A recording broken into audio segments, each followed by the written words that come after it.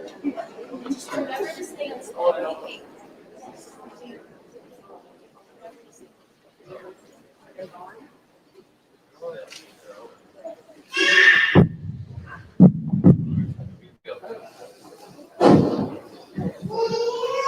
I'd like to welcome everybody to the regular board meeting of the Central Independent School Board Trustees being held on May 20th, 2021, beginning at 6:03. Madam Secretary, do we have a roll call? Yes, sir. Del Brazil. Delio Only. Steve Bryant. Victor Garza. James Mulkey. Monique Presses. Here. Mr. President, we have a quorum. Thank you very much. We'll move on to item 3, prayer and pledge. Mr. Scott, who do we have tonight? Yes, sir. We have Mr. McKay. Good evening, Mr. Mazzagill, Mr. Toscano, members of the board, and to our distinguished guests of honor tonight. Welcome to East Central High School and the Gary Patterson Center for the Performing Arts. At this time, I would like to call to the podium our JRTC Battalion Commander Zoe Zions for the posting of the colors and the prayer and the pledges. Zoe?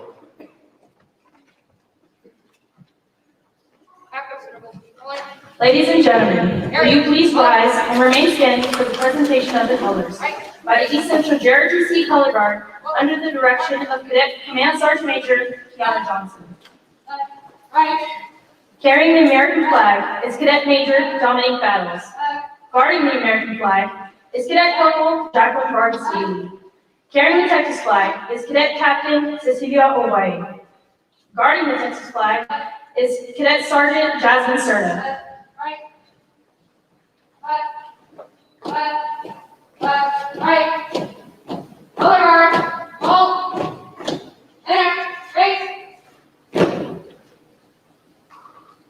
Dear Heavenly Father, we come to you today asking for your guidance, wisdom, and support.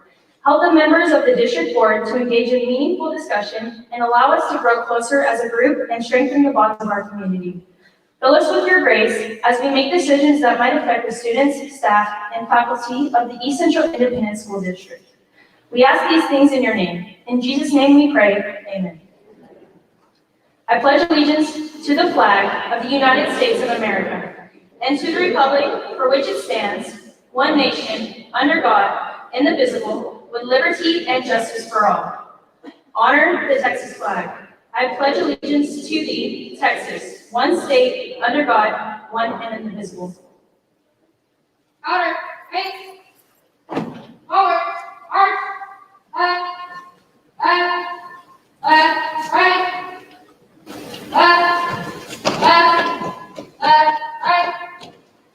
other guard, hold, inner, face, pulse.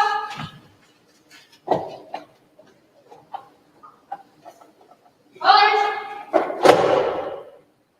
reason, march, order, march, outer, face, forward, arch, left, right, right, right,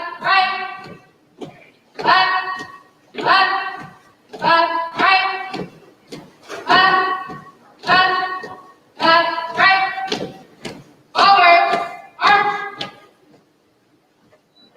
You may be seated.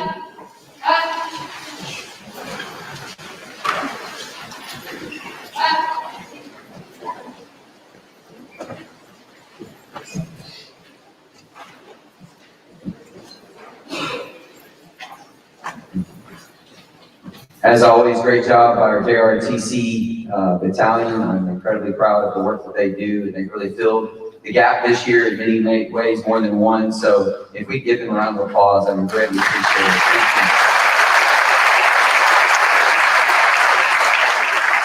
So I got a few groups I would like to just recognize. I'm sure that you guys were greeted warmly when you walked in, and I'm sure you got to hear our East Central Golden Hornet Band and drum line led by Mr. Ron Garza. So Mr. Garza, if you could raise your hand, thank you for that tonight. Our Golden Stars and their director, Ms. Brittany Kalunga and Ms. Monica Warnicki, they were out in the front greeting everybody. Stand, Ms. Warnicki, too, to be recognized. Thank you. Very good, lady.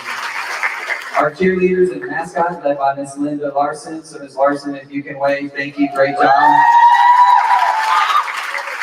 I'm trying to get them in. If they could walk in a little bit more, it's perfectly fine. Bring them in, Mr. Salinas. So if you didn't hear it in the foyer, we have our mariachi club. They were sitting up top, and it was pretty amazing. They're led by Dulce Villarreal and Maritza de la Garza. They've done some fantastic work this year. Really proud of that. And then last but not least, the group that's been performing up here, where's Jamin? Jamin Hoffman. He was the one playing the piano as you walked in. So thank you, Jamin, for doing that. I recognize some of those songs. It was pretty amazing. In addition, I hope you had a chance to check out some of our tables that we had up front, looked at some of those exhibitions. We're going to ask you just to leave all of those things there if they can. I know some of them they got to take. But I just wanted to highlight a few of our groups. We had a lot of student artwork that was displayed. There's 9 pieces of art that actually went to the state visual arts scholastic event this year. And then we also have some work for the district art fair. And then the last but not least, you'll find a section that's 3 pieces of artwork that actually was selected to be a part of the governor's show. Typically, they only select 100 across the entire state. And it's the first time ever in East Central High School we actually had 3 pieces selected to be at the governor's mansion. So I think that just deserves a round of applause for our art staff. If you did get a chance to check out the fashion design work that's led by Ms. Sherry Mize, Ms. Mize, if you could raise your hand, it was pretty fantastic. They had some work that went on the UIW and won the entire thing, so very proud of that. Our engineering manufacturing group was out there, led by Mr. Forrest Hawthorne with all the 3D work that's there. So Mr. Hawthorne, and then we had architecture, construction, and engineering, our ACE program, led by Mr. Fernando Luna. So if you get a chance to take a look at that when you head out. And then last but not least of that group is our health science technology program, which is our CNA, our CMA, our pharmacology, and dental assistance program, where these kids walk away with an actual industry credential. They're employable the moment that they graduate, and they're led by Miss Whitney Waddell. There's Miss Waddell. I don't know if she made it. We're not black, so she's going through the environment today. And then lastly, board members and other dignitaries, you received some cookies that were baked by our culinary arts department, and they're led by Kelsey Featherston and Courtney Mize. So Kelsey, can you raise your hand? She's pretty tired. We had our swimming makeup last night, so they were up there about 11:45, cleaning up after it was over. Then all the metal nameplates, those are yours to take home with you. I think you can see them in the front. Those are done by Mr. Forrest Hawthorne and his engineering group. So raise your hand for us. I know he's pretty humble.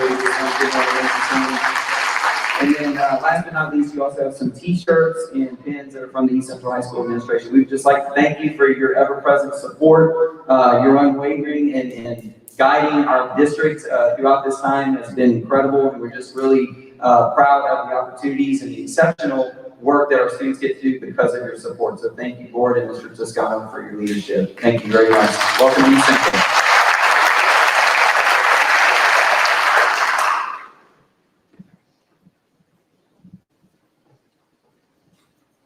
Thank you, Mr. McKay. We will move on to item 4, awards and recognition. Mr. Scott.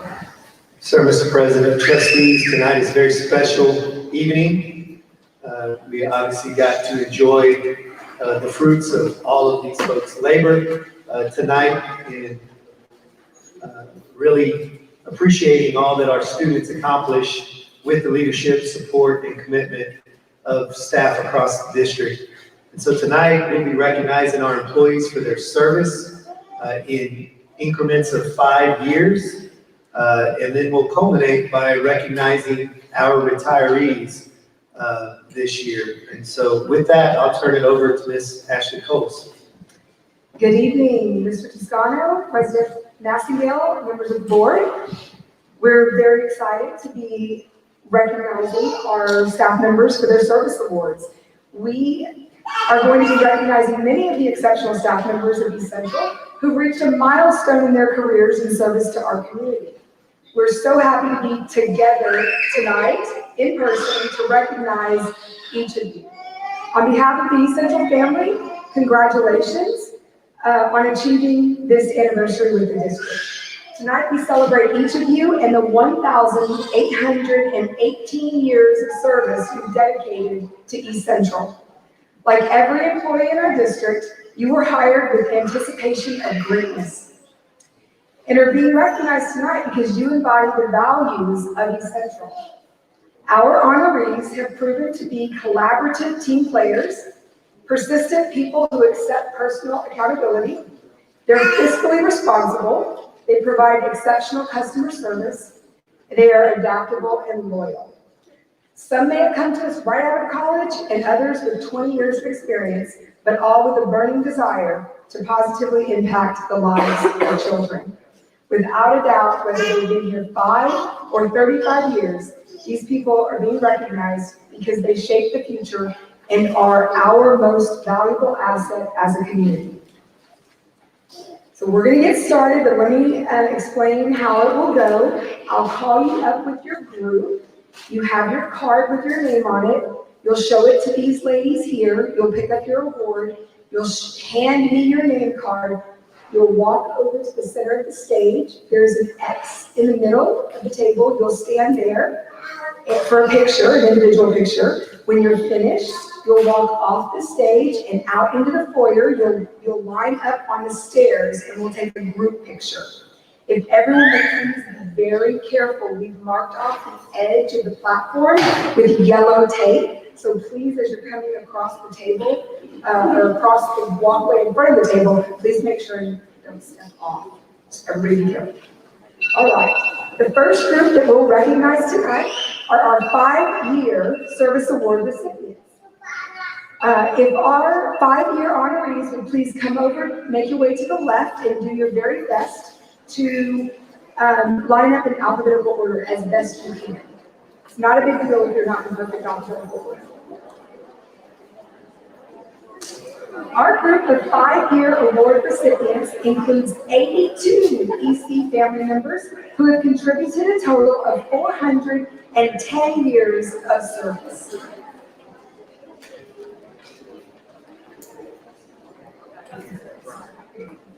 First up, we have Mary Mollett.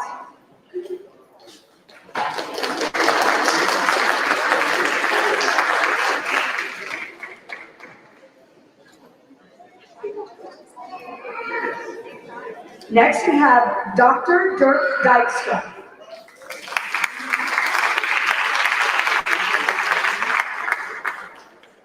Sharon Gilbert.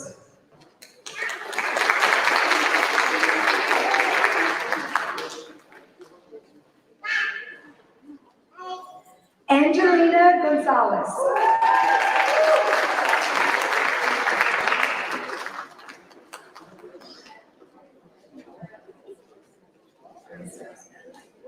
Laura Ballesteros.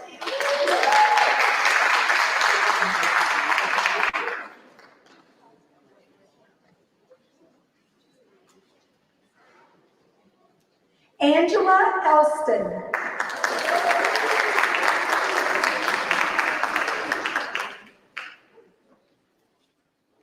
Coach Joe Hubbard III.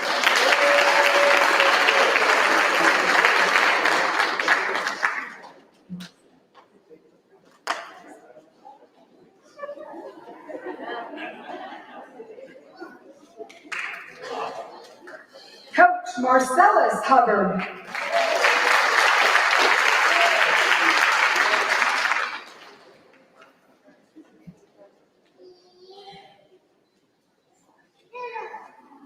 Katina Hudson.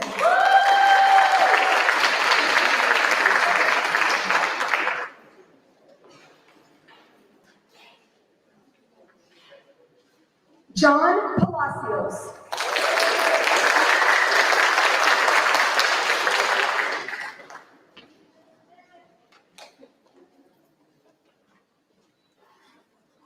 Stephen Murphy.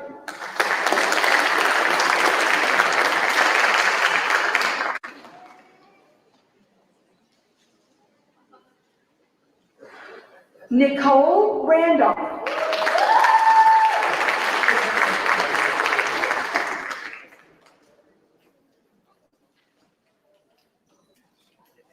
Coach James Raybon.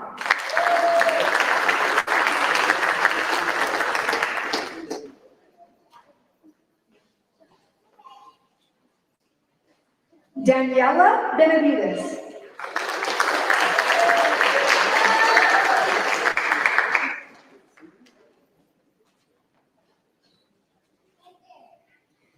Betty Vasquez.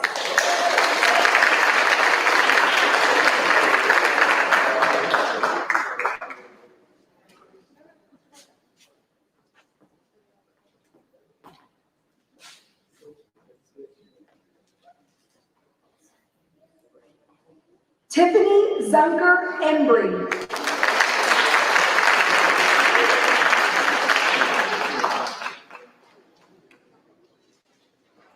Dr. Amanda Holman.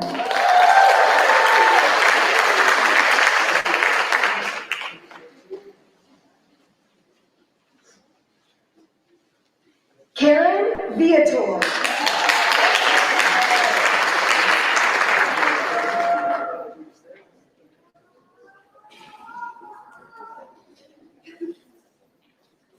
Carlos Rodriguez.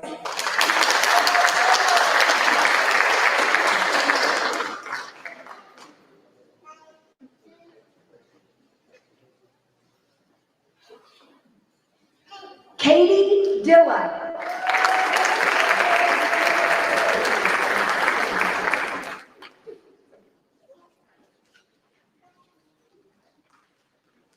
Forrest Hawthorne.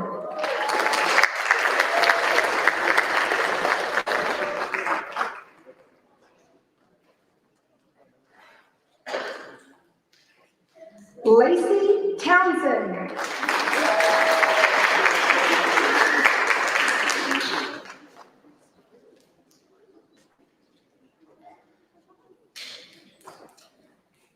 Elisa Skirm.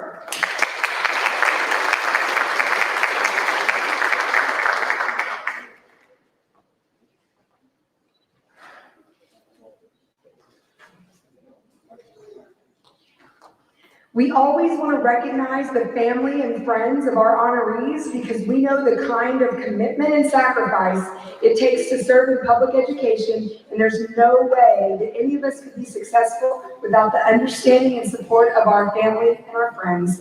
At this time, will the family and friends of our 5-year honorees please stand and be recognized?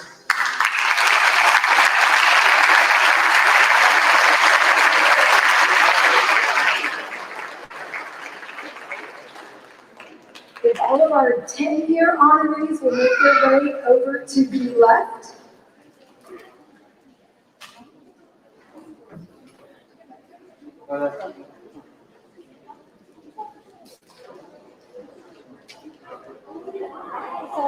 Our group of 10-year award recipients includes 23 EC family members who contributed a total of 230 years of service.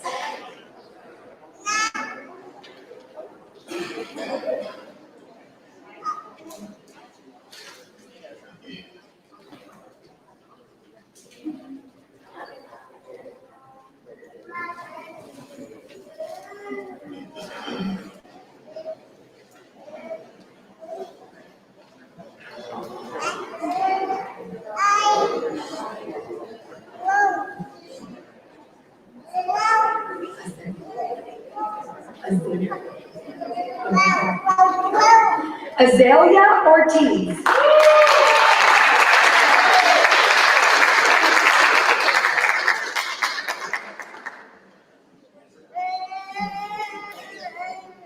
Gloria Nava.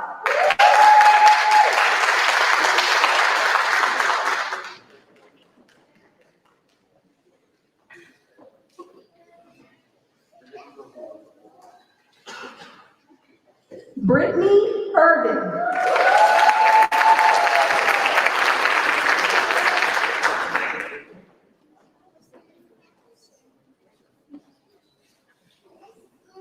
Norma Alvarado.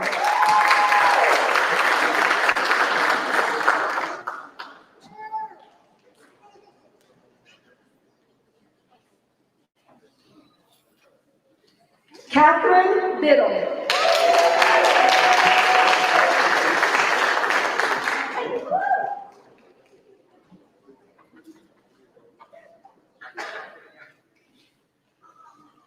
Modesta Contreras.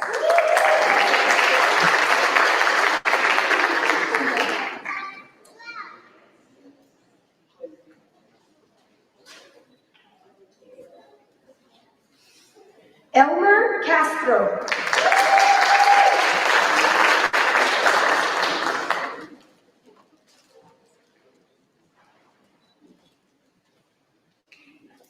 Win Ya Gilly.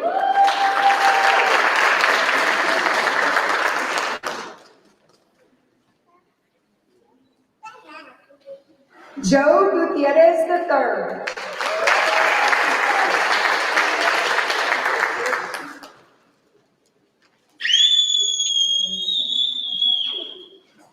Kathleen Isbell.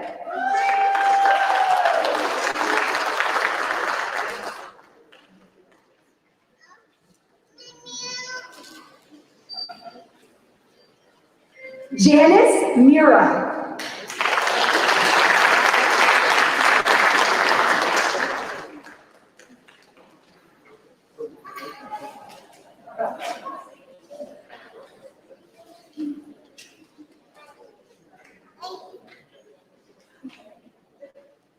Jessica Whitney.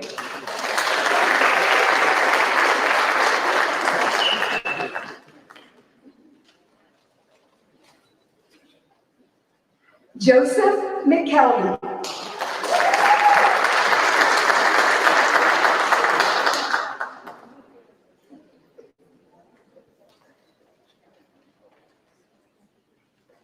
Kristen Wurzbach Rodriguez.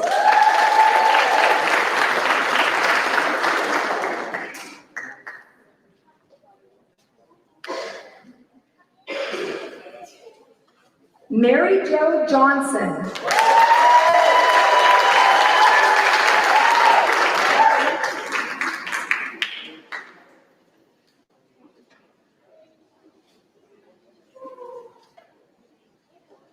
At this time, will the family and friends of our 10-year honorees please stand and be recognized?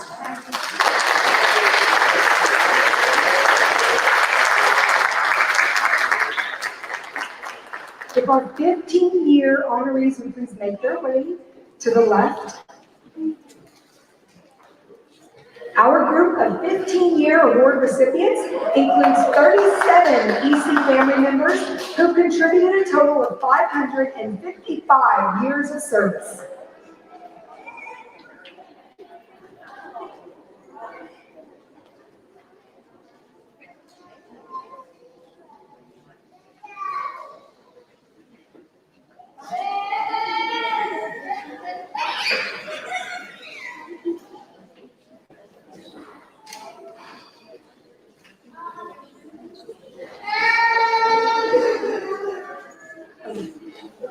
Shannon Burns.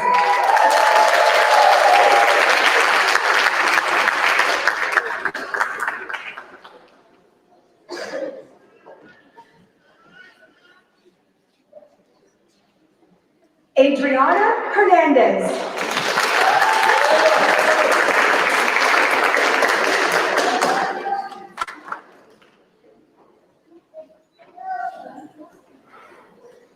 Nora Martinez.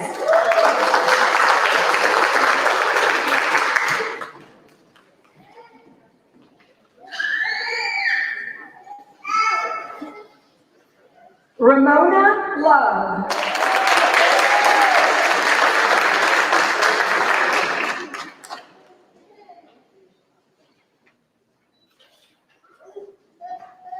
Maria Gamboa.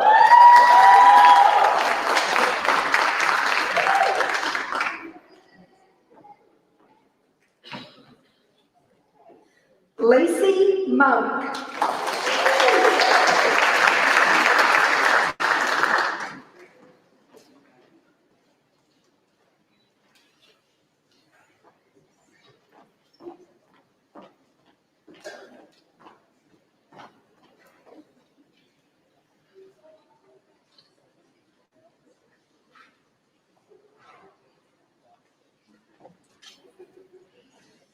Jose Manuel Garcia.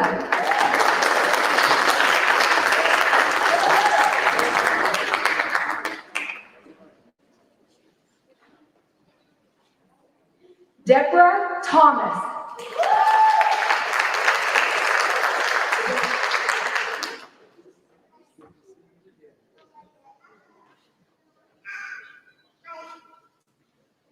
Monica Salazar.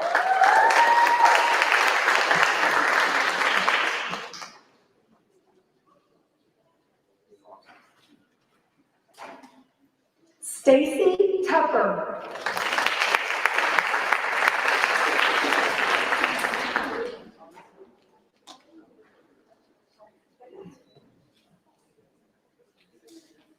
Linda Fisher.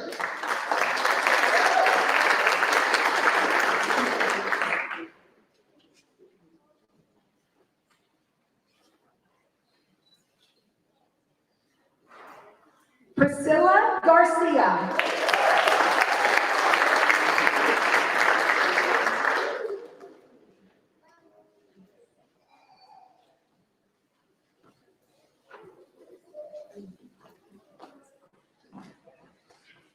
Shelley and Brian Beasley.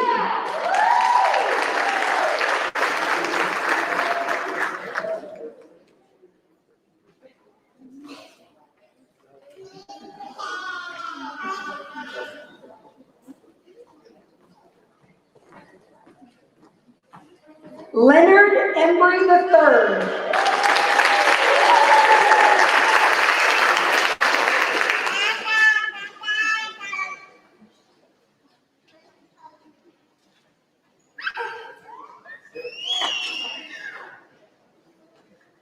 Sabrina White.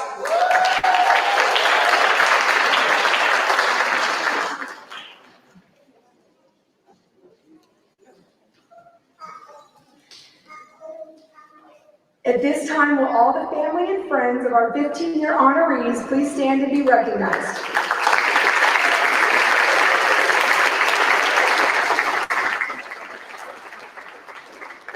If our 20-year honorees would please make their way to the left and line up as best you can in alphabetical order, please. Our group of 20-year award recipients includes 10 EC family members who contributed a total of 200 years of service.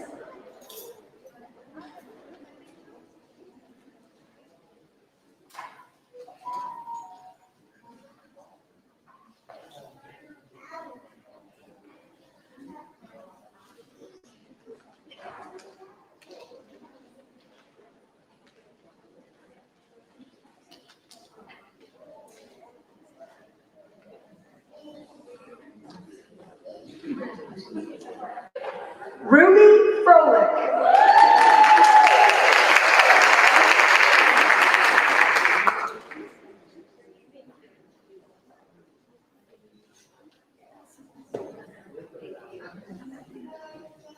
Roy Mora Jr.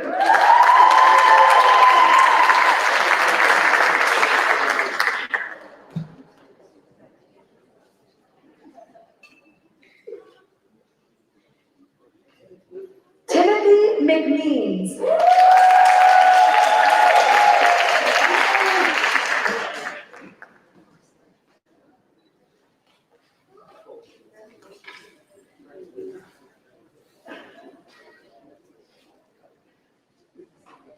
Matt Morgan.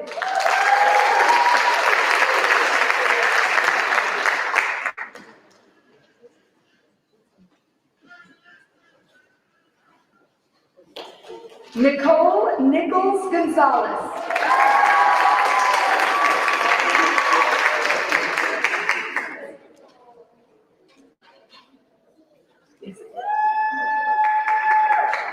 Monica Warnke.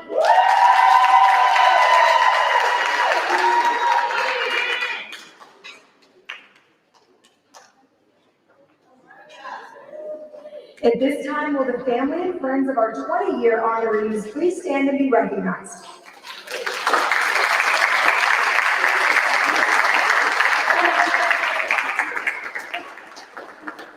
Now, if our 25-year honorees would please make their way to the left.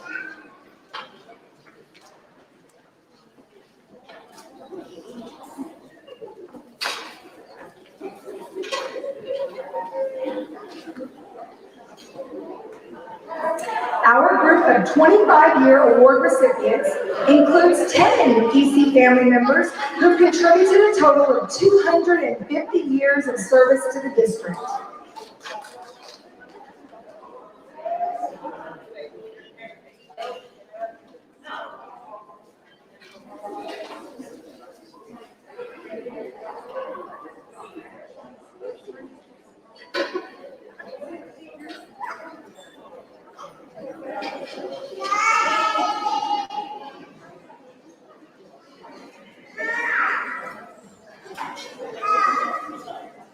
Michelle Kiabasa.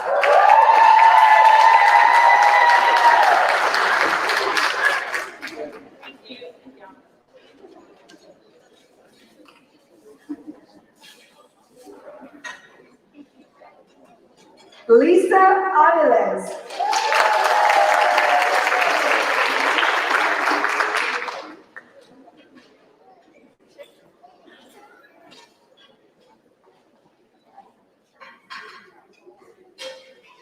Irma Jean Guyona.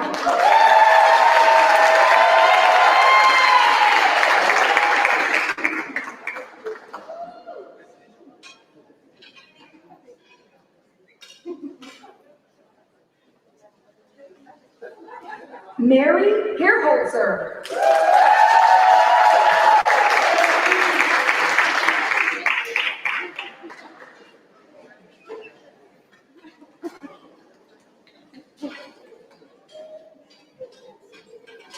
Kara Mahalski.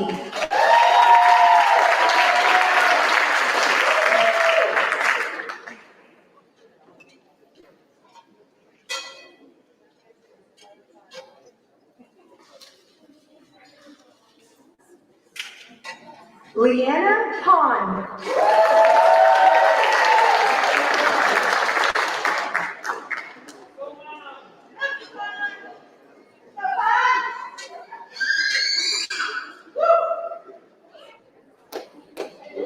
Meredith Rokas.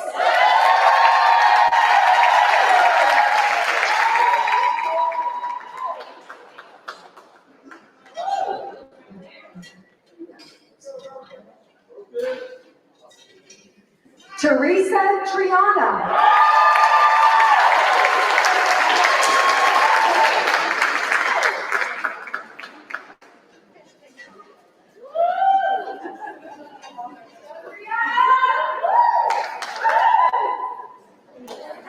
At this time, will the family and friends of our 25-year honorees please stand and be recognized?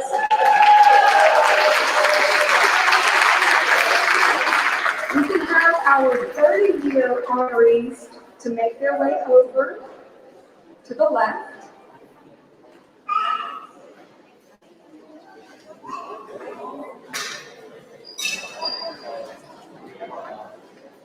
Our group of 30-year award recipients includes 5 EC family members who have contributed a total of 150 years of service to East Central.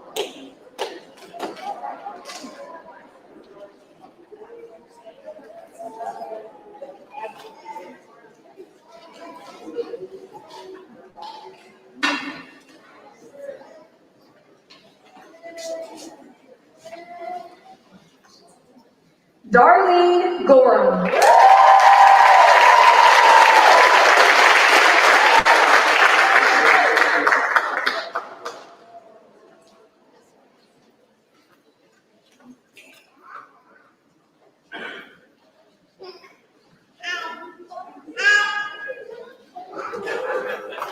Penny Turknet.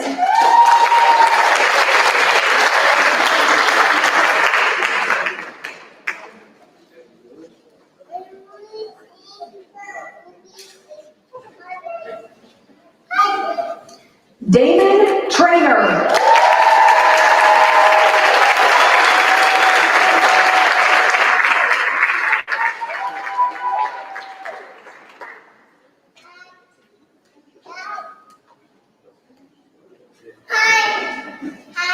At this time, will the family and friends of our 30-year honorees please stand and be recognized?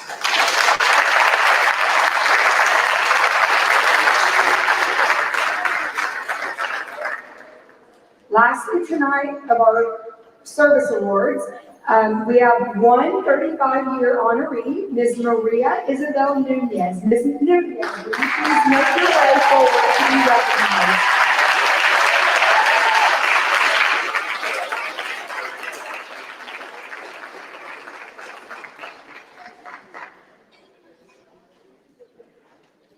Ms. Maria Nunez has contributed 35 years of service to East Central ISD. Maria Nunez.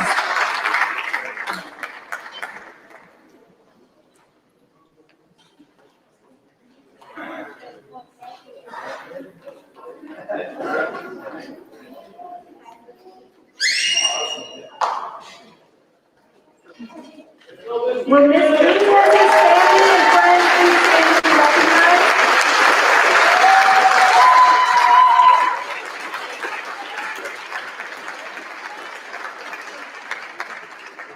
Next, we are pleased to be recognizing a very special group of people, our retirees, of which there are 22. They have contributed a combined total of 433 years of service to East Central and a total of 510 years of service in public education. On behalf of the school board, the superintendent, and our community, thank you for your commitment and dedication. Thank you for the countless hours spent preparing, supporting, motivating, and guiding our students. You were the catalyst for so many students achieving their dreams. Your retirement is not just a celebration for all the years you put into education, but for every child you helped along the way and the knowledge you imparted. It's for the patience and dedication that make a difference in the lives of others. You have, without a question, had an impact on the students you served in this community. I certainly realize that not all retirees were classroom teachers. Whether you were a teacher or not, you were a critical element for our children and their learning, because kids watch by learning, and they learn far more than reading, writing, and math from the people they encounter at school. Students learn compassion, strength, and dedication by watching the examples set for them by people like Ruby Froelich and Becky Schropp, who served for many years as secretaries at Heritage. They learned about kindness and strong work ethics by watching Jeffrey Michaud work hard every day to keep the grounds at Legacy Middle School immaculate. Retirees, you have touched the lives of so many. Always encouraging and challenging us to strive for excellence, you've shaped and molded the future by inspiring your students who are tomorrow's leaders. You are leaving a lasting legacy. As we recognize our retirees, I'm certain that many of us will be flooded with great memories, like the ones that I have of Margaret Zotz. Her EC spirit is second to none. She's our secretary. Sorry. We call her our Queen Bee because she's always buzzing around behind the scenes, taking care of all the details, making all of us and the district look great. Then there's Kathy Cosper and her kindness and genuine smile that I will always remember her wearing as she would greet her students at the door, shaking their hands when we talk across the hall from each other at Heritage. There will be people recognized tonight who made an impact on you too, as they served this community for so long and in so many different ways. I encourage you, as I do each year, to reach out and share with our retirees your memories and the things you appreciate about them as they close this chapter of their lives and begin a new one. It is said that a good teacher is a bright light, illuminating the prism of life, revealing to students a rainbow of possibilities. To our retirees, it's time to celebrate you and all the time, dedication, and hard work that led to this joyous occasion. Whether East Central was your last stop in a long career or home for many years, our East Central community is better for having had your leadership, your service, and your friendship. At this time, I'd like to call up our retirees to the left. All of our retirees who are here tonight.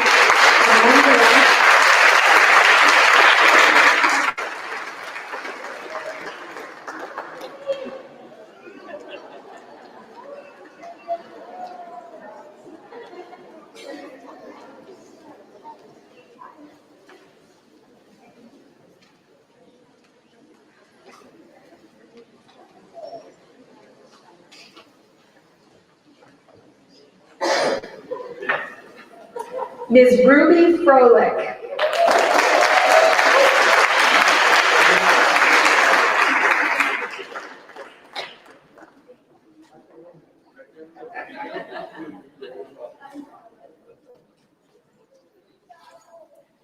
Linda Cavazos.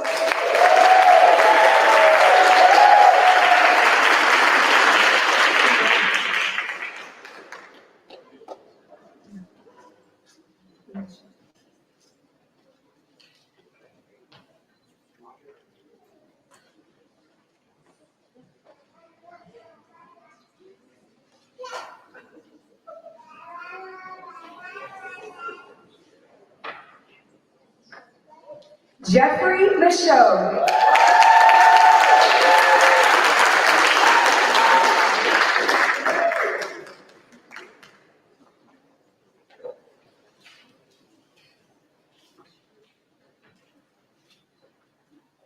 Marjorie Lee Berry.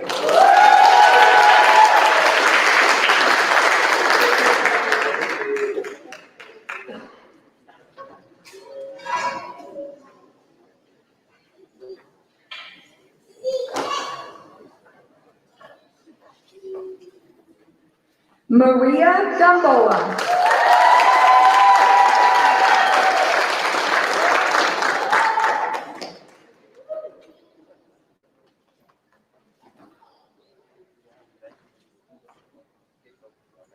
Penny Turknet.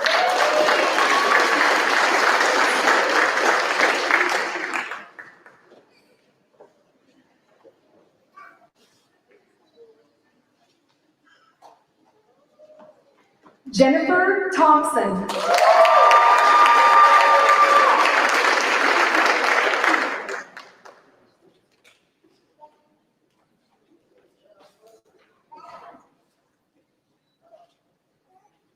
Darlene Gorham.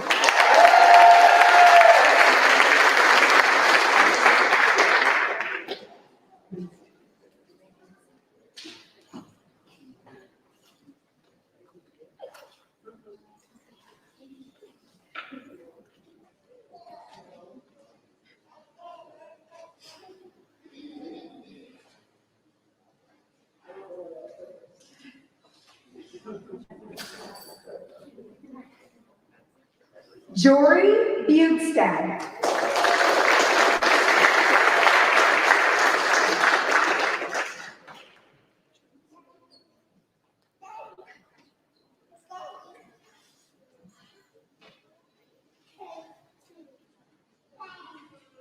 Linda Fisher.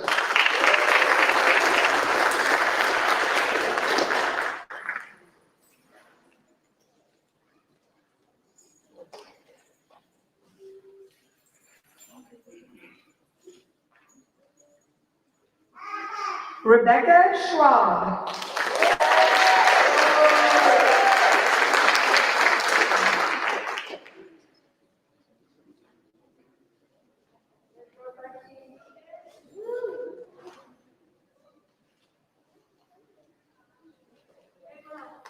Maria Nunez.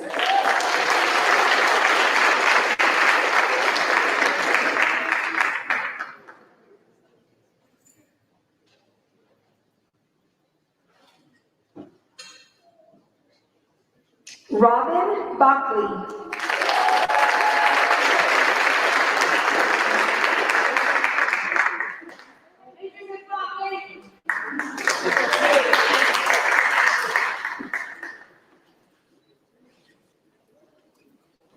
Michelle Hansen.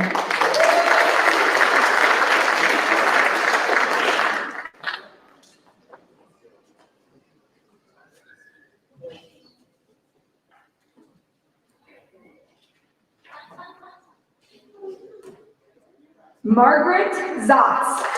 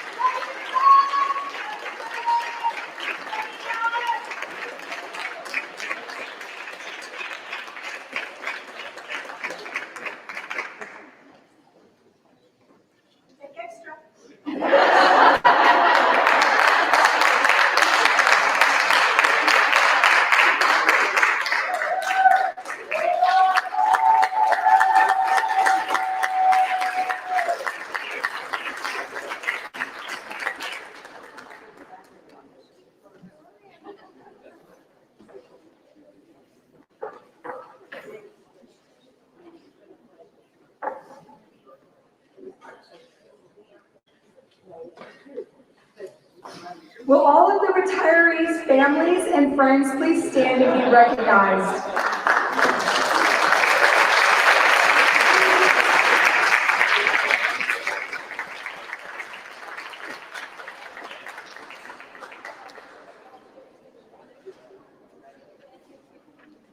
We thank you all for sharing your loved ones with us for all of these years. A few final good wishes for our retirees. May you always have work for your hands to do. May your pockets hold always a coin or two. May the sun shine bright on your window pane. May the rainbow be certain to follow each rain. May the hand of a friend always be near you, and may your heart be filled with gladness to cheer you. Congratulations on your retirement, and may this new chapter in your life be filled with wonderful surprises. We wish you all the best in retirement.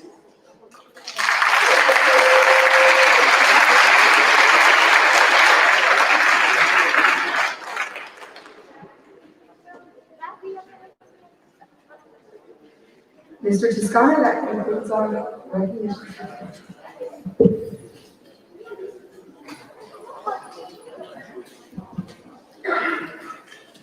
I want to say congratulations to all the retirees.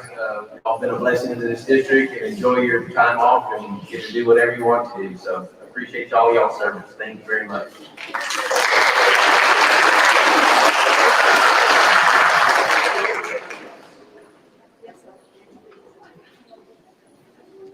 Yeah, let's take a short 10-minute break.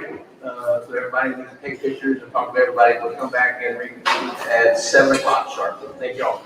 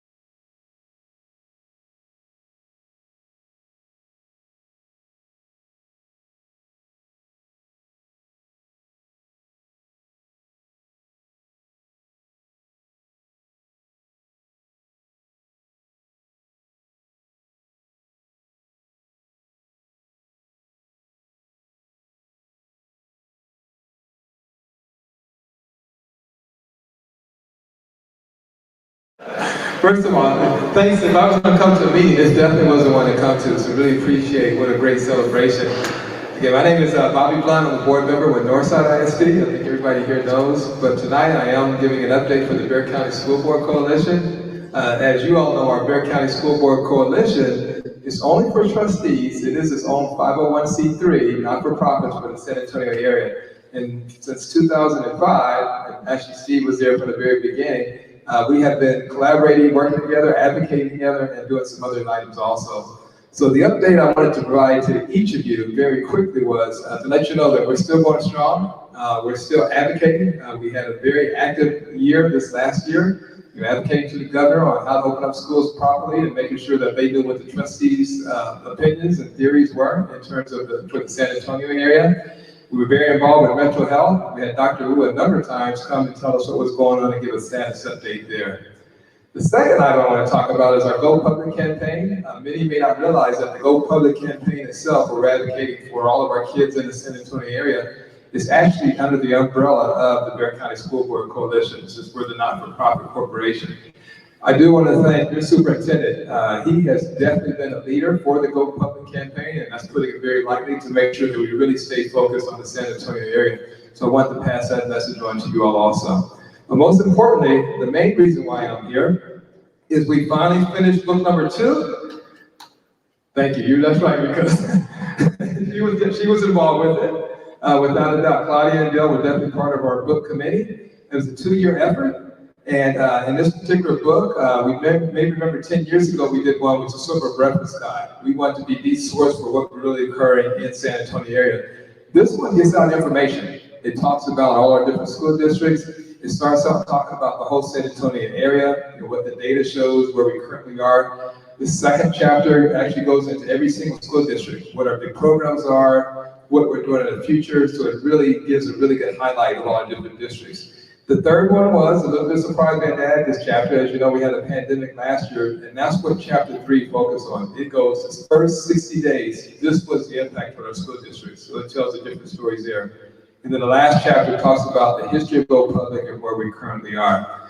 So we're selling it for $25, and it's available on Amazon. Not that I'm looking at the audience, talk to the board, of course.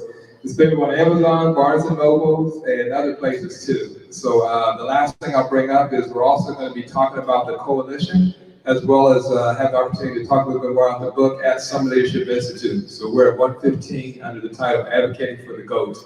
So we'll be presenting that particular time. So I do want to thank our board members here. You all have always been involved. This is probably one of the most stable boards in San Antonio when you look at the longevity and the different aspects. Yeah, I will give a hand for that. Just don't tell my school board I said that. But again, so thank you all for that also. And the last thing I want to do, because I didn't recognize her when I came here, but she has always been very supportive. I saw her working hard here when we were doing Healers for Health. Anytime I ask for anything, she's always supported us. So I'm going to leave one free copy, and that's going to be to Ashley. So Ashley, thank you for your support, and I'm going to leave this for you to have, okay? You're welcome. Thank you. So thank you all again. Thanks for having me say some remarks also. Thank you.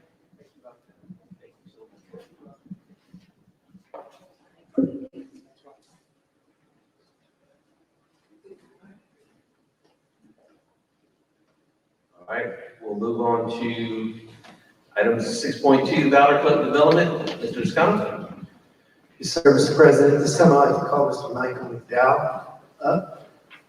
In your electronic packet, under the agenda item, you've got a letter from the Con Valley Neighborhood Association by way of Antoinette Morehouse, as well as in your miscellaneous packet, you've got a couple of handouts, a couple of packets, a slide deck is an overview of the Valor Club concept proposal, as well as another that is an aerial view of the, looks like the tentative footprint or layout of the Valor Club, as well as a letter that we received from Mr. McDowell or some more written information. And so at this time, Mr. McDowell. Mr. Scott, thank you very much, board members. I just got this mask. I'm very excited about it. That's what my hard ask was, to get a Hornet mask. Anyway, my name is Dr. Mike McDowell. I'm actually President and CEO of the Valor Club. Not sure familiar, if, in terms of how long you've been heard of the name Valor Club, but we've changed significantly.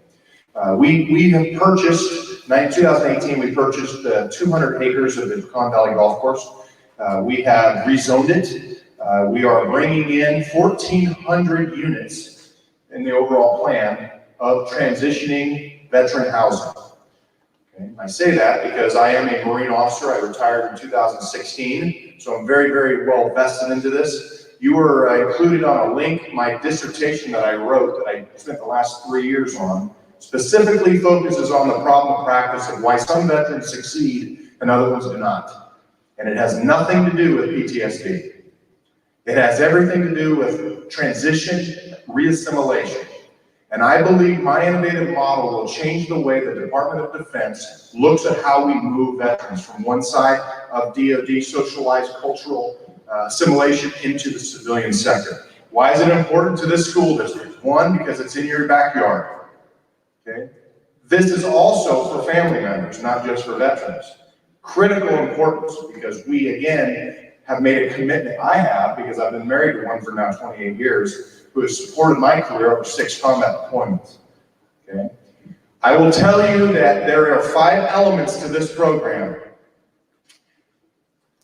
Residential housing, which is the key component for the linkage. Okay? We see these people going into distress. I don't care if you have all the resources in the world, but if you don't live in a home that's safe, you will not thrive, as we all know.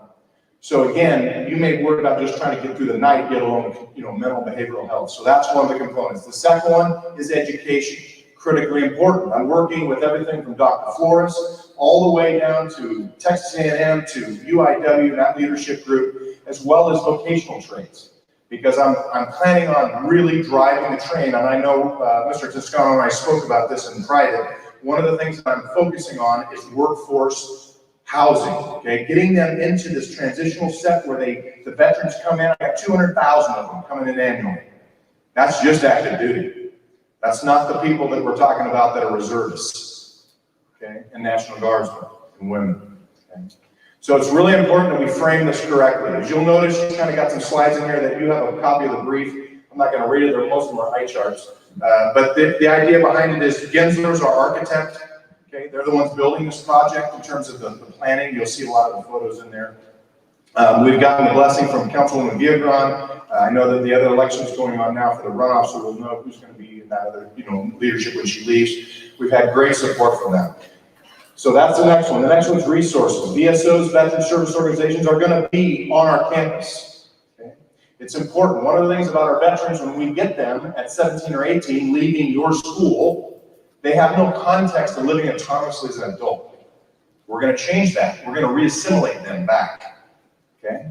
So again, they're going to be going to training. They're going to get the resources they need. We're also going to bring back the golf course. There's going to be 9 holes of golf there. Anybody play golf over there? No? Your teachers don't have any money. Kidding. I was a teacher, by the way, before I was a Marine officer, so I know. I've been in the trenches. But I say that we're going to bring back 9 holes of golf. That's an important facet to the community. It's part of the recreation component. Okay, there's going to be 2 tee boxes. We'll go front and back, all that stuff. But we're also bringing back a thing, and we talked about was foot golf. I don't know if you've ever heard of foot golf. Foot golf is one of the hottest things right now for young people. You play golf as you normally do, but you play with a soccer ball. Kids that are underserved, underprivileged, don't have the money for golf clubs. So guess what they can do? While someone's playing golf, they can grab a ball and actually play and keep score with what they strike with the ball. And then they put that ball in the cup, their own cup, on the green. Guess where your kids are? I want your kids on my golf course playing. I want them exposed to those things. Because this is why the community piece is so important. I need you. I need those kids. Because that's the next cycle of people paying taxes, one, and getting in your community for the workforce. Critically important. And I also want them to be exposed to that for recreation. Getting off that cell phone and doing something active. Okay? So again, we're looking for different creative ways of getting them involved, LP courses, all that kind of stuff down there. The other thing we're gonna do is the walk into corporations, getting them into careers, our veterans into careers and their family members. I mean meaningful careers, and I talk about that in detail with my dissertation. Not employment to employ, I'm talking about meaningful employment with growth trajectories that go up, where they make good money, and we get them into permanent housing. Where we're gonna deal with Lennar right now for sweat equity, where they're gonna build 56 houses on our property overlooking the golf course. But I don't want them in there permanently. I want them then going after they get hired at Toyota or HEB or wherever they're going in manufacturing or in education, and then they can buy a home wherever Lennar's building them and get in there using their VA benefits. Okay? That's really important because I want depth. I want those roots going in the ground. It's very important. And so that's where we're at right now. Okay, this is again, a 2-year program, or 2 years till we can get stuff built in terms of actually residential properties ready. So I'm open. We had talked about some other things, putting learning centers, other types of things potentially. I'm all in.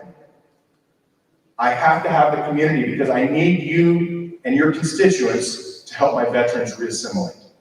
Critically important. You'll notice up here, I've heard this and I'll wrap this up. I had an hour brief, by the way. I'm kidding. Try to get through this thing as quick as I can. This is going to be our first component. If you look and you go down south, if you go west on East South Cross, okay, there's a rehabilitation center there, a physical rehabilitation center, just to the south of it. So if this is East South Cross up here, where we have a 20-acre parcel. We're working with the city. The city's partnering with us, by the way. They're a part of our solution because we're going to sell our land back to the city. That's our goal. And then we'll lease it back from them for operation purposes. Our first units, this section right here, will be done. There'll be 324 units that'll be built. That's what that's how we're going to get on the beach. Okay? Then I have a program where I can put them in there and it's affordable. Rents there. If you look at GI Bill money, they're getting about $16.45 a month. We're going to charge about, because of the tax credits and other things we get, we're going to only charge about $1,000. And with fitness centers and education centers and conference centers that I want to build on our campus, I believe we can change the game of this, and how we reframe it with the problem practice with veterans and the family members. Any questions at this time? A lot of information, obviously, but I'm open to any kind of conversation. Again, Mr. Toscano can obviously get a hold of me. I'm here. In fact, I'm closing on my house tomorrow, so I'm tired of driving or flying back and forth. I won't tell you where I'm from either.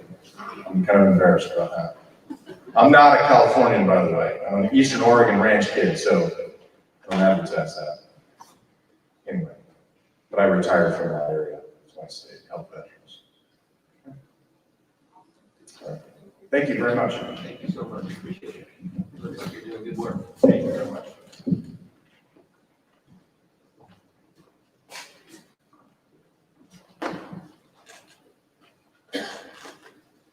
Thank you very much. And by the way, thank you for the letter of support.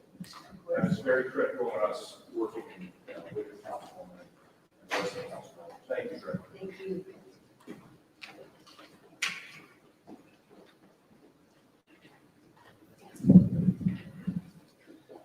All right, we'll move on to the 6.3 personnel report. Mr. Toscano. Trustees, in your electronic packet, you'll see this month's personnel report.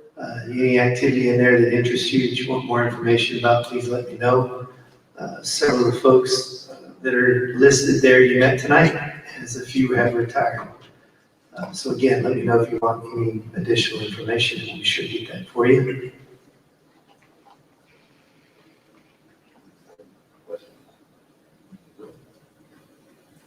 All right, we'll move on to 6.4, personal board update. Mr. Toscano?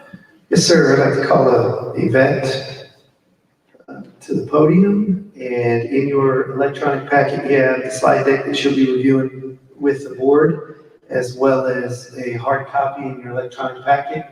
Either option that works for you, feel free to follow along. And Yvette is already here. Hi, Ms. Sanders. Hi, Mr. Toscano.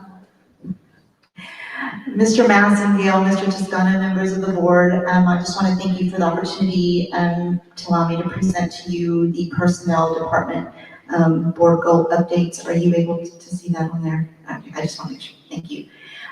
So I'm going to talk to you first about priority one, which is teaching and learning environment. So this year, our department has been working on the teacher incentive allotment. And with that, our hope is to increase recruitment and retention amongst our staff. This year, we have started laying the groundwork for that and having stakeholder meetings, task force meetings, and in that also looking at what systems do we need to begin to strengthen that we already have to put in place to move forward with creating a teacher designation system for the district. So we know looking ahead, we'll continue that work for next year. Another piece that we've worked on to support the teaching and learning environment is we started in the third quarter sending out a personnel newsletter from our department, and really it just briefs our admin staff and our leadership staff on any legal updates that we might have, just any tidbits of information that they could find useful throughout the year. So we've done quarter 3 and quarter 4. And then every quarter also I'm meeting with the principals and auxiliary leads to talk about, again, in legal updates, really focusing on staffing. That's really a big piece of what we work on. And any personnel updates. And this year we have also worked on supporting our principals and department leads on the key performance indicators, which I'll talk about in the next slide. So for priority 2, high performing and engaged workforce, we have been supporting, like I said, our campus administrators and department leads on the key performance indicators, which are derived from the campus and department CG plans. So what our departments and campuses have done is really look at the whole CG plan and really pull out of that what are 1, 2, or 3, or maybe 4 things that they really wanted to focus on for the school year. So as I met quarterly, we really looked at their scorecard, their scoreboards, looked at what their KPIs were, discussed it, talked about, do you feel like you're on the right track? Are you utilizing the data to kind of make decisions on your campus? And so sometimes in doing those conversations or having those conversations, they would decide, or they would tell me, yes, we're using it ILT, and we've decided that we need to pivot and maneuver. We need to change really what our focus is. We thought it was this, but now we really feel like it's something else. So also with the high performing and engaged workforce, we are continuing to do our exit surveys. I know every quarter I'm giving Mr. Toscano a report that he is sharing with you all, and we're utilizing that as well in our department and sharing that out with campuses and departments with any comments or just feedback that may be coming back, whether positive or maybe areas for growth. Another thing that we implemented or we worked on this year and created, that was thanks to Ms. Warren, was the Employment Management Handbook. And that handbook assists all of our hiring managers with the hiring process from really recruitment all the way to resignation. And so it is something that we have live. We share it out with all of our hiring managers that they can use as a reference to help them as they go through the hiring process. Specific to our department, we have bi-weekly department meetings just to keep our staff apprised of all the kind of goings-on, keeping them up to date on TIA, KPIs, just so they're aware if they happen to just get a question, they could at least maybe speak a little bit to it. And then also meeting with our personnel leadership, Ms. Gorham and I do that bi-weekly as well. So priority 3, inclusive and collaborative partnerships. This year we continue to partner with ESS and Frontline. ESS again is our partner for our substitutes, and they've continued to do a good job with that, and again I'll speak to that in the next slide.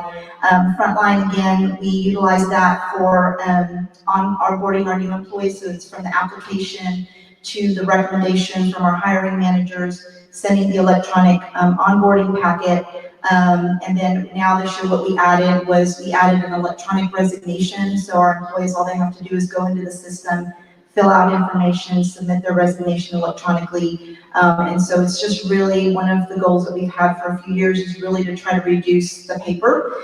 And so we've just year by year as we get to know the system better and utilize it. This is just another piece that we've added on this year. With the pandemic, this past year, we have moved to a more virtual recruitment, more recruitment opportunities virtually. And so we have found that we've had several platforms that we've utilized, one of them being Handshake.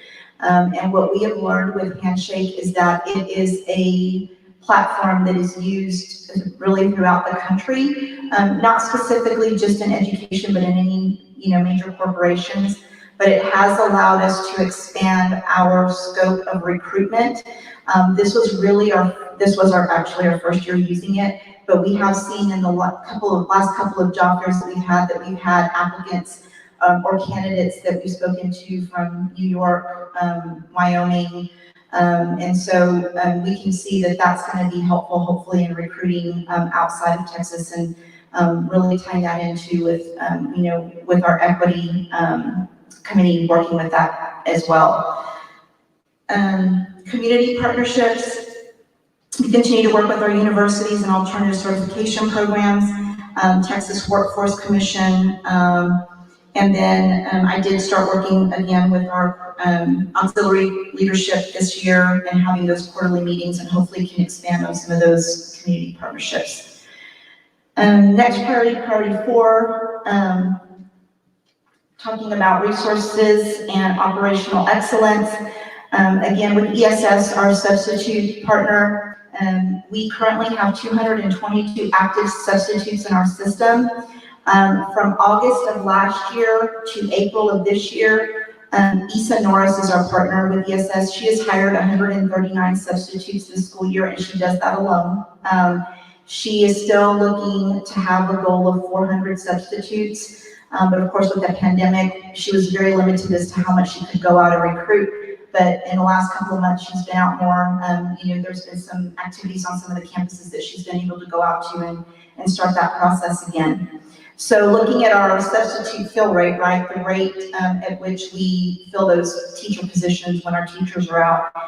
In 2019-2020, our fill rate was 81%, and as of April of this year, so this school year, our fill rate was 88%, so it increased 7% from last year to this year. So again, I've already spoken about frontline, just really moving from that whole recommendation to resignation.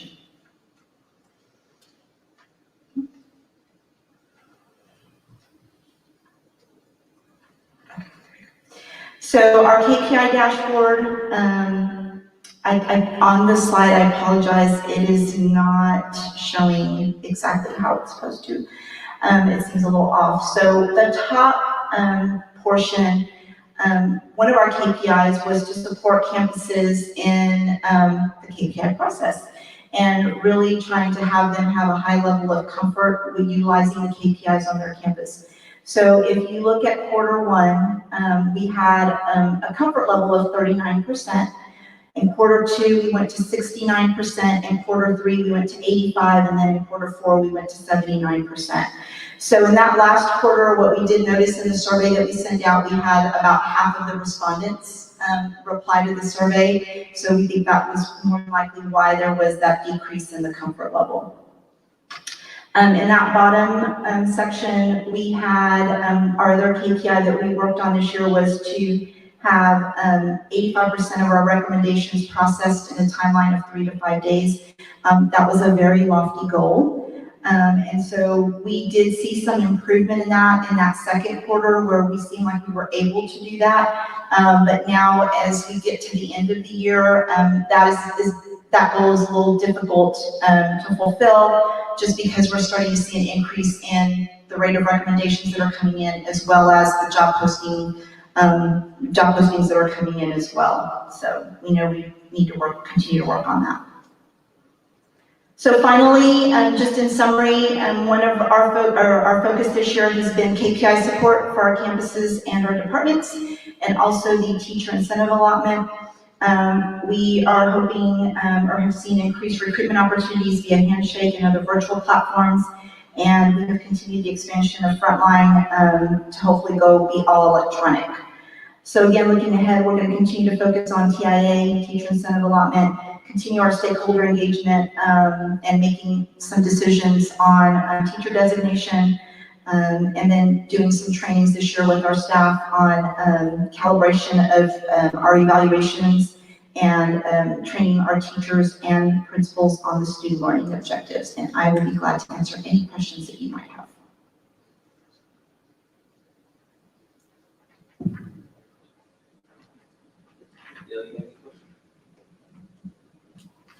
Thank you so much, appreciate it. Thank you.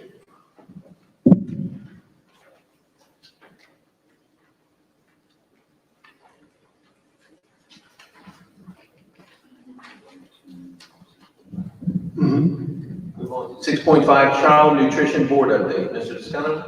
Sir, we'll call Mr. John Thomas up to the podium at this time to provide the board an update on the Child Nutrition Department's progress this year. Again, you have both the slide deck in your electronic packet as well as a hard copy in your miscellaneous packet. Mr. Thomas, welcome. Good evening.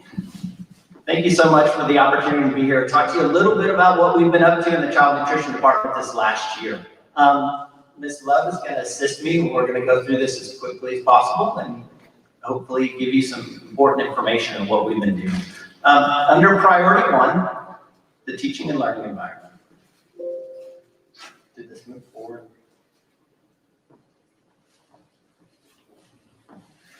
I didn't see it.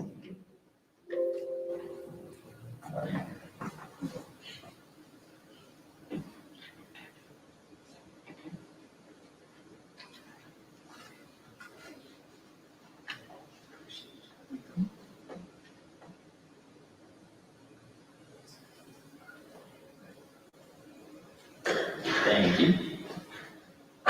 Under priority 1, the teaching and learning environment.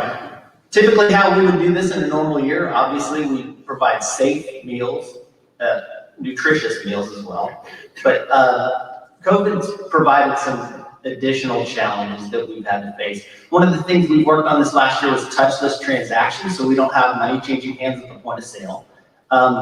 Safe schools, we've been doing a lot of training with staff, evaluating that quarterly to make sure that everybody's on the same page and that we're moving in the right direction.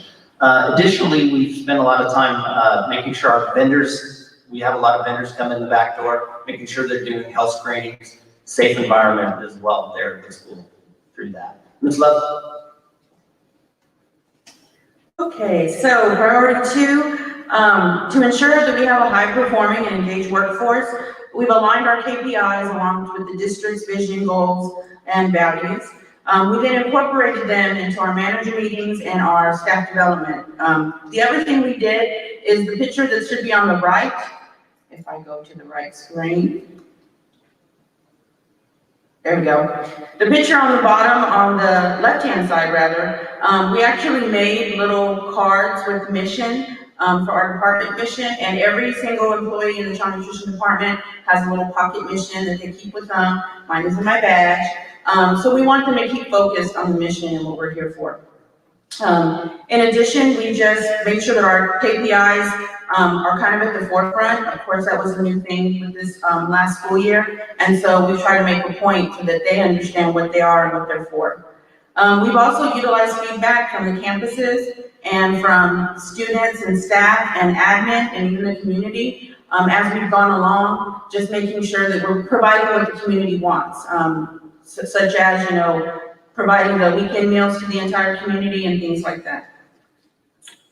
For priority 3, due to COVID, we had more opportunities than usual to do some partnering up with other departments and campuses. And so, for example, at the elementary schools, we did the breakfast in the classroom. That has gone very well. Even going into next year, we plan to continue that. It's really helped. We've gotten more students eating breakfast, which is great. We've also had the opportunity that the teachers that help with that also get a meal with that because they are officially working for us when they're distributing those meals. So it also even gives some of the teachers who usually are running and don't get an opportunity to eat a chance to eat.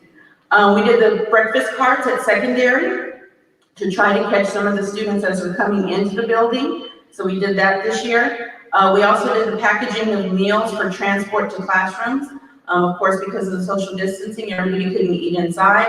And so we made sure that we packaged up. They've been doing a great job of that. We've started moving away from it a little bit at secondary. But again, the employees have done an awesome job of making that happen. Providing curbside meal pickup for remote learners. Of course, we've done that the entire school year. And then adding the weekend meals that are provided for the entire community. We do that on Fridays, and Brandon sends out those communications reminding everybody, and we have a very good turnout with those. And then we do our usual promotions for the holiday meals and, different special events. We still continue that. We've also tried to check in more with the campus admin, even if it's, a pop-in or a quick email or just questions on how things are going. We tried to work on that as well this year. So this year was also, our very big focus was resources. We were really resource driven for obvious reasons. The reduced meal counts due to having less students on the campuses made us have to take a really close look at our meals per labor hour. So what we had to do was, have some of our staff, for example, high school. Usually there's a whole bunch of kids at the high school, and as you know, this year that has not been the case. And so all those employees who are usually there feeding 1,500 meals have now had to shift them. And so they've been helping at other campuses, whether it's filling in for people being absent. We have currently still 4 of them who are just kind of permanently stationed at another campus. So that way we didn't have to hire anybody in. Instead of filling those vacancies, we filled in with them.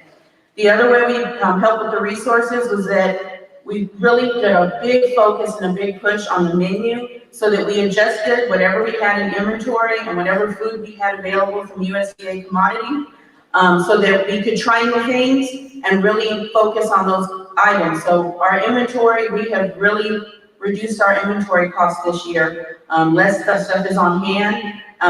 It gave us an opportunity to try new things and get some feedback so that we know going forward, hey, that worked, and so we can put our money there next year. So that's been a huge help. Thank you. KPIs.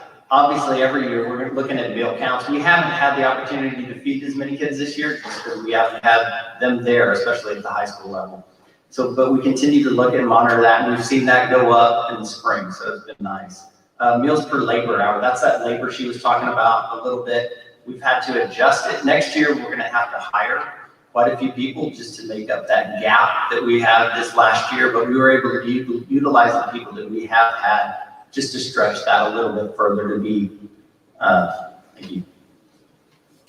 just to be conscious of what we're doing with our labor and keep that in check. Tracking student and parent involvement, it's been a bit of a challenge this year just because of the distance, but that is a major focus that we're going to work on next year. Marketing our program, getting it out there, continuing to develop new menu items, look at things to evaluate that we can bring into the menu. And just that participation in the nutrition ed piece that we haven't been able to do so well this year just because we haven't had the access to do it. So we're looking at expanding a lot of those programs as well. So that's what we're looking to do this next year as well, but we really appreciate your time and thank you for the opportunity to be here with y'all. Thank you. You bet. Any questions Any for us? questions?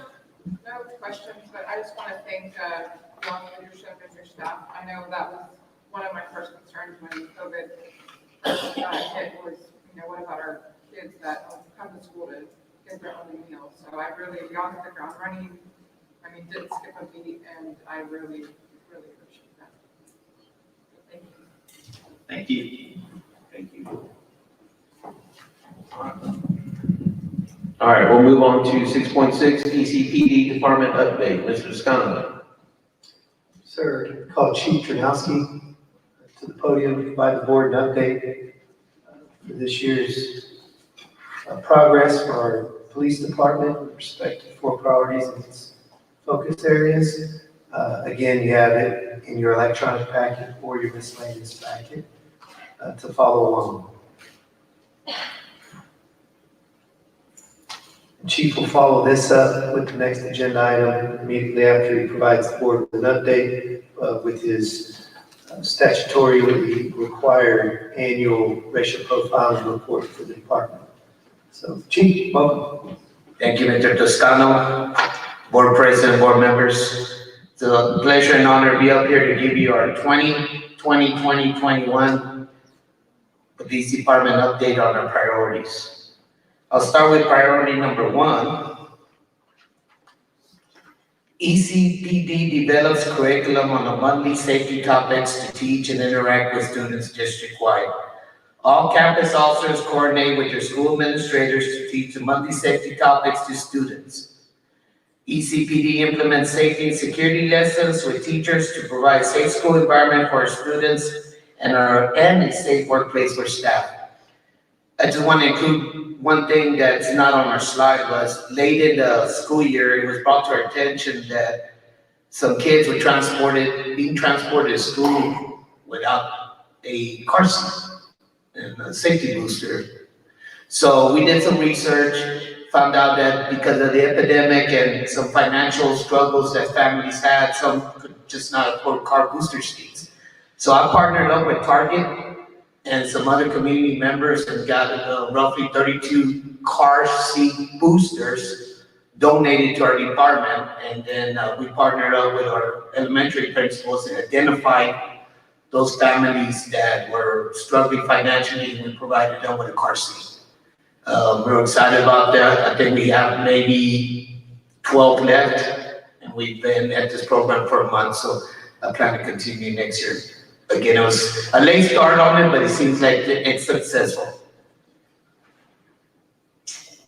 Incorporate some of our KPIs with our priority 1. As of this school year, as of today to May, our classroom safety lessons, officers have reached a total of over 12,000 students this year. Our mentoring KPIs, due to, again, COVID and limited attendance by our campus, we were able to individually mentor 130 students by the officers, some of them being our district alternative education placement, Floresville kids, that we try to get them in the right path.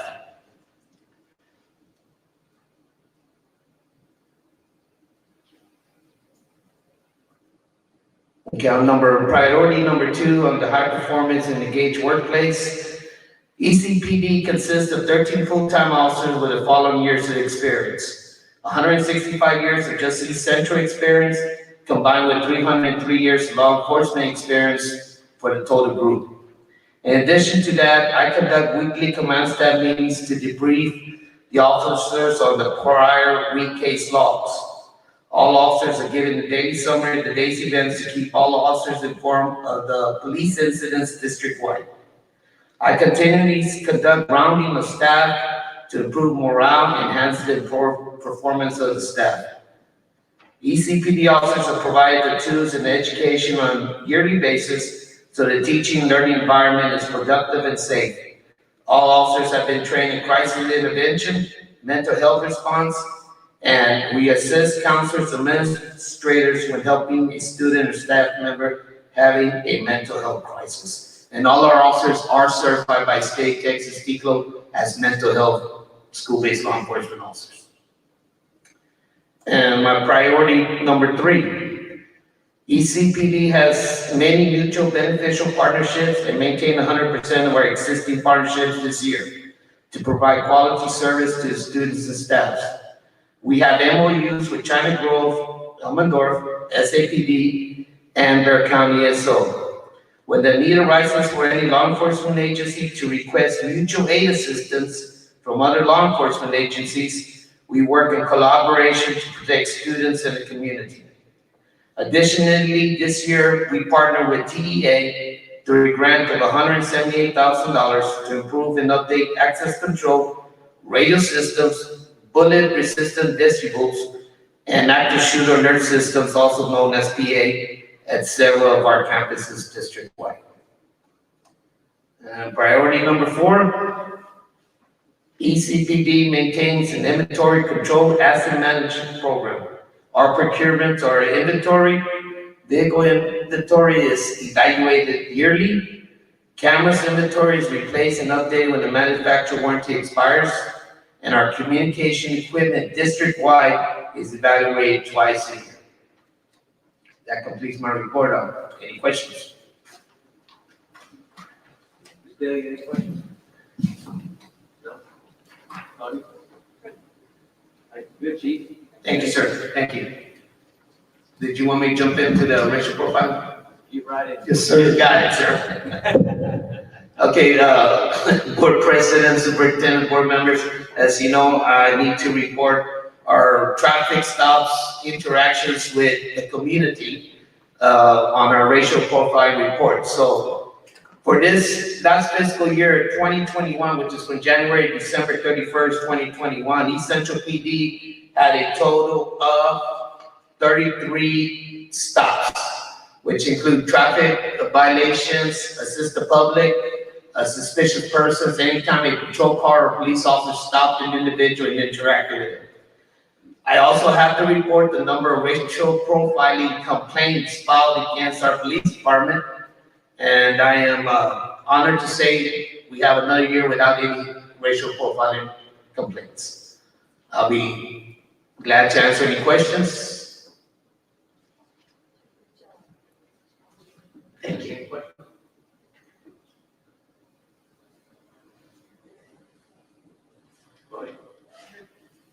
Good job. Thank you, sir. Appreciate it. Thank y'all.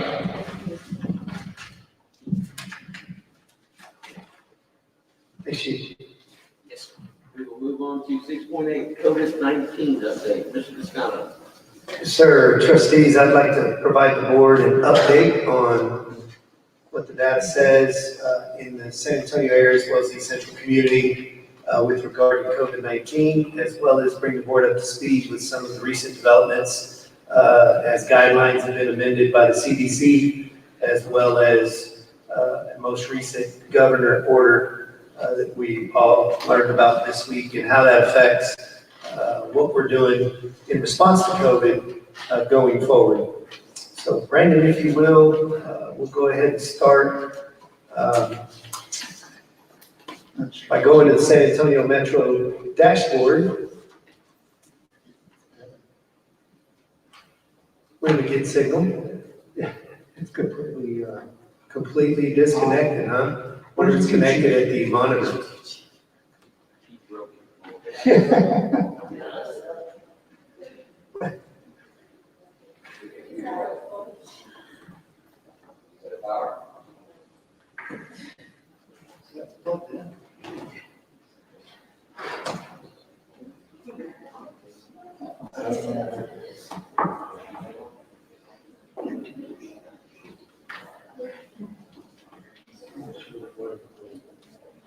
Is he, so the computer's not on at all, is that what you're saying? Yeah, it's completely off.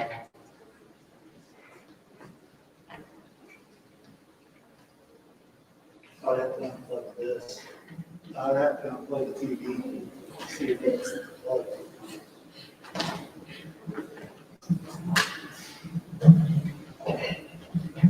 Trustees, there's a few things that I can start down the road on here that you may not be able to see, that you're very familiar with. And the first is that you're aware we've been monitoring weekly the COVID-19 dashboard for the city of San Antonio. And of course, that's the color bar. It goes from green to red depending on several indicators, 7 indicators in fact. And we know that dating back from March, that indicator bar with regard to positivity rates, stress on hospitals, the average case rate, hospital trends, and the 2-week decline has been in the dark green low.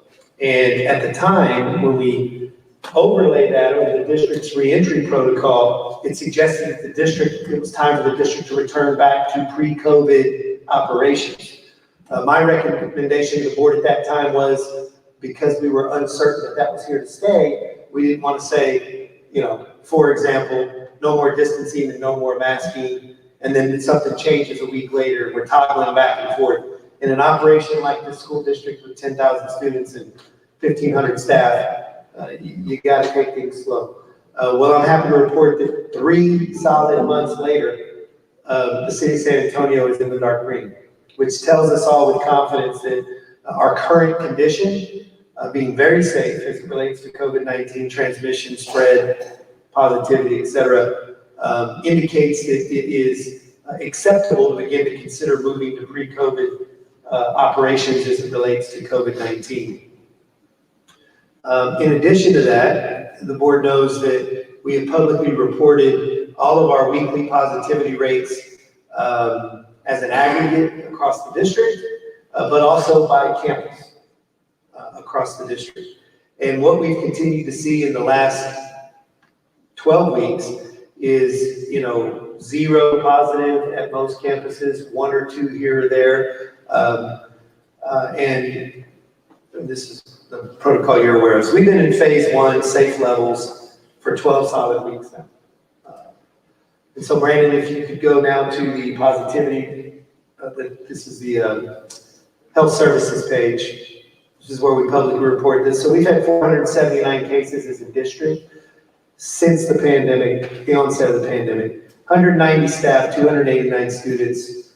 Again, if you scroll down, Brandon, to the right there is where we track zip codes in our community as it relates to or compares to the entire county.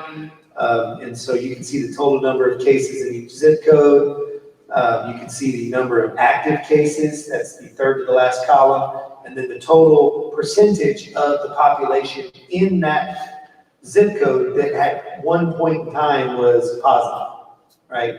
And that's very similar to where the county is. So about 8 to 10% of the population in the county and in all of our zip codes at some point in time actually tested positive for COVID. But when you look at the current cases, we're now in the 1/10 and below percent of the population, which is really, really great.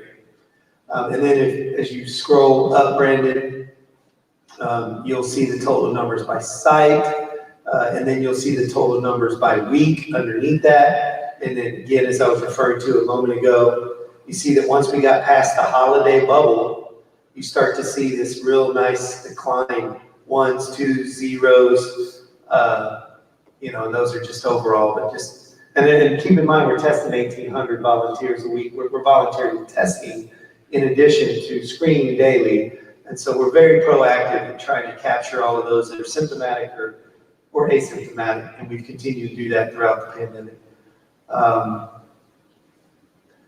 So Brandon, if you would at this time, go ahead and go to the CDC guideline chart. So this is something that we believe it's time to start educating our community of students and staff and community at large with. Because with the recent order by the governor that will make mask mandates not allowable as of midnight, May 21st, and for schools as of midnight, June 4th, what basically it means now at this point by the CDC is that there's a difference if you're vaccinated or unvaccinated in terms of the recommendations. And so on the far right, you'll see all of the recommendations if you are fully vaccinated. In the center, the white region there is talking about the different activities depending on what you're doing. Should you wear a mask or are you okay? And if you're fully vaccinated, if you go back momentarily, Brandon, if you can. Yes. If you're fully vaccinated, what the CDC is saying is that you really don't need to wear a mask at all at any time. You're safe. If you're unvaccinated, it depends on what you're doing. If you're around large crowds, if you're in close proximity to people that you're unaware of whether they're vaccinated or not, then it's recommending that you wear a mask. Doesn't mean you have to, it's just recommending it. And particularly because if you're exposed, the quarantine requirements are still in place. And so we'll keep monitoring CDC guidance to see if that quarantine, if the requirements for quarantine change, because they have changed throughout the course of the pandemic. There's been variations, but again, as I was referring to, you can see all the green on the right. If you're fully vaccinated, you're pretty safe, in no matter what you're doing. On the left, unvaccinated, you're safe in some instances, a little bit of a warning, be careful in others, and you're in danger if you're not wearing a mask in some others, according to the CDC. And again, doesn't mandate masks, and say this is what it's recommended, fully vaccinated, for the most part, you're safe. And so we'll start to educate our students and staff at the conclusion of this school year with regard to this model. And again, we'll monitor CDC guidance, and as things change, we'll continue to inform and educate our community. Of course, Brandon's flashed up the governor order. I know that all of you have read that. As I said before, after May 21st midnight, no government entity can enforce masks or impose any sort of mask requirement by executive order, subject to a $1,000 fine if that's violated. And then it specifically says that there's an exception for schools. The intention there is to allow schools to finish for the year, but as of June 4th and beyond, no student, teacher, parent, or other staff member or visitor can be required to wear a mask while on campus. So our campaign will essentially say, you know, they're appreciated, but they're not required, and we want you to be aware, self-aware of your vaccination status, and just be educated and make the best decision for yourself. Lastly, well, in fact, there's two more brief things that I want to point out. The Alamo Dome has updated their requirements, and they match everything we just discussed, but I wanted to make sure that all trustees knew that the requirements for graduation had changed. I know that Mr. McKay reached out to all of you and asked about the number of tickets that you would like, and he had shared with students that they had 6 tickets and then they could request more if they wanted. At this point, capacity is open to 100%. The Alamo Dome, we have access to 25,000 seats, so tickets are no longer required, but it will be first come, first served. There is a reserve section for dignitaries, so there are plenty of seats for you and your families, as well as others who may be sitting in that area who need to have close access to the stage. So if you need additional tickets or seats for that particular area, just give them Mr. McKay. Masks are recommended, not required. They do have a clear bag policy. Folks will have to go through a metal detector if you want it, but there will not be temperature checks. And so at this point, given that graduation will happen after the school year is concluded, that includes students as well. And so students will also not be required to wear a mask. It will be optional. And of course, Mr. McKay will do a good job of educating them about the difference between if they're vaccinated or not, and what they should consider with regards to their personal decision around mask wearing.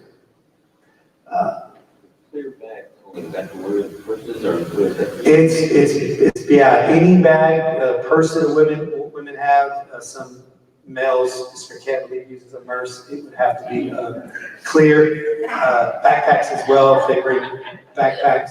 The Alamo Dome has a yes, sir, so all women would have, if they have a bag, would have to be clear. Yes, sir. And then lastly, because this shift is now vaccine-centric, right? The focus on if you have a vaccine or not really makes a difference in what your considerations should be around risk mitigation. We are continuing to be a vaccination site, partnering with the National Guard as well as Curative. But most recently, you all heard that the Pfizer vaccine has been approved for 12-year-olds and up. And so we will be hosting additional dates here in our community for both the first and the second dose. And so Brandon has begun to push this information out. And, you know, we feel like our next area of focus around COVID is to just push vaccines in terms of making them available. When I say push it, I don't want that to be misunderstood that we're going to really try to force folks to get vaccines or anything of that sort, or even ask folks if they're vaccinated. just educate around where the CDC's guidance currently is, again, with regard to if you're vaccinated or not. And until that changes, we're just going to continue to make them as accessible as possible and educate, so folks can make good decisions and keep themselves at work and at school and in our summer programs. So we happy to answer any questions regarding any of those things. Mr. Dale, you got any questions? Oh, no, it's talking my language.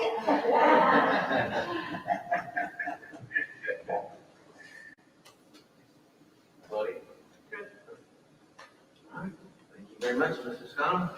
Sir, thank you, Brandon. Thank you, Brandon. We'll move on to 6.9, remote learning 2021-2022. Yes, sir. So trustees, I'll call back Shannon Fuller up to the podium. In your electronic packet, you have a very brief one-page handout.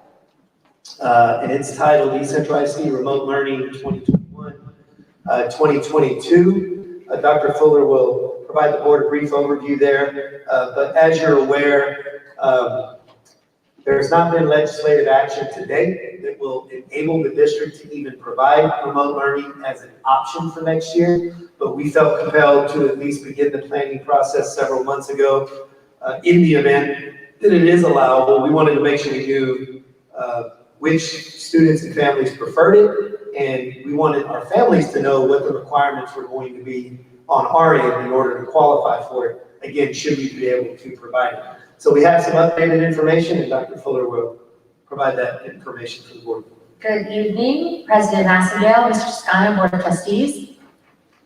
So what we provided is a one-page just kind of synopsis of what we've done to date to give you an overview and a reminder about how we plan for remote learning should we be able to choose to do something like this. So the first little table gives you just a timeline of the events that we've done. So back in March, we sent home the interest form to all the families to see if people could submit interest if they would, so we had a gauge to see numbers. On the right-hand side, you will see that 843 families submitted those forms to show interest in possible remote learning for next year. Then on March 26th, we sent out applications to those families for them to fill out and submit back.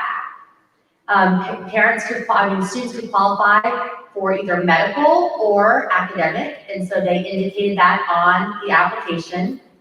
We received a total of 349 applications, and of those, 119 were approved.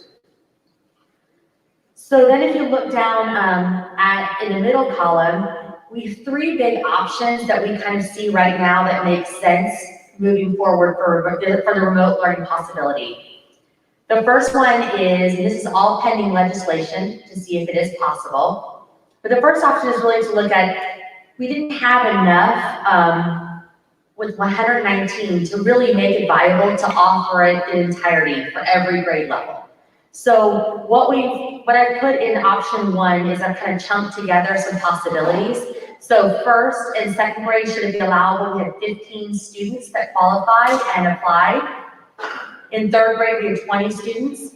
Fourth and fifth grade, we had 19, and then the rest were in 6th through 12th grade. So it's really a very small number spread across 6th through 12th grades. And so should be possible, that's one option that we have, is to offer it first through fifth grade and not to offer it 6th through 12th, since we don't have very many students.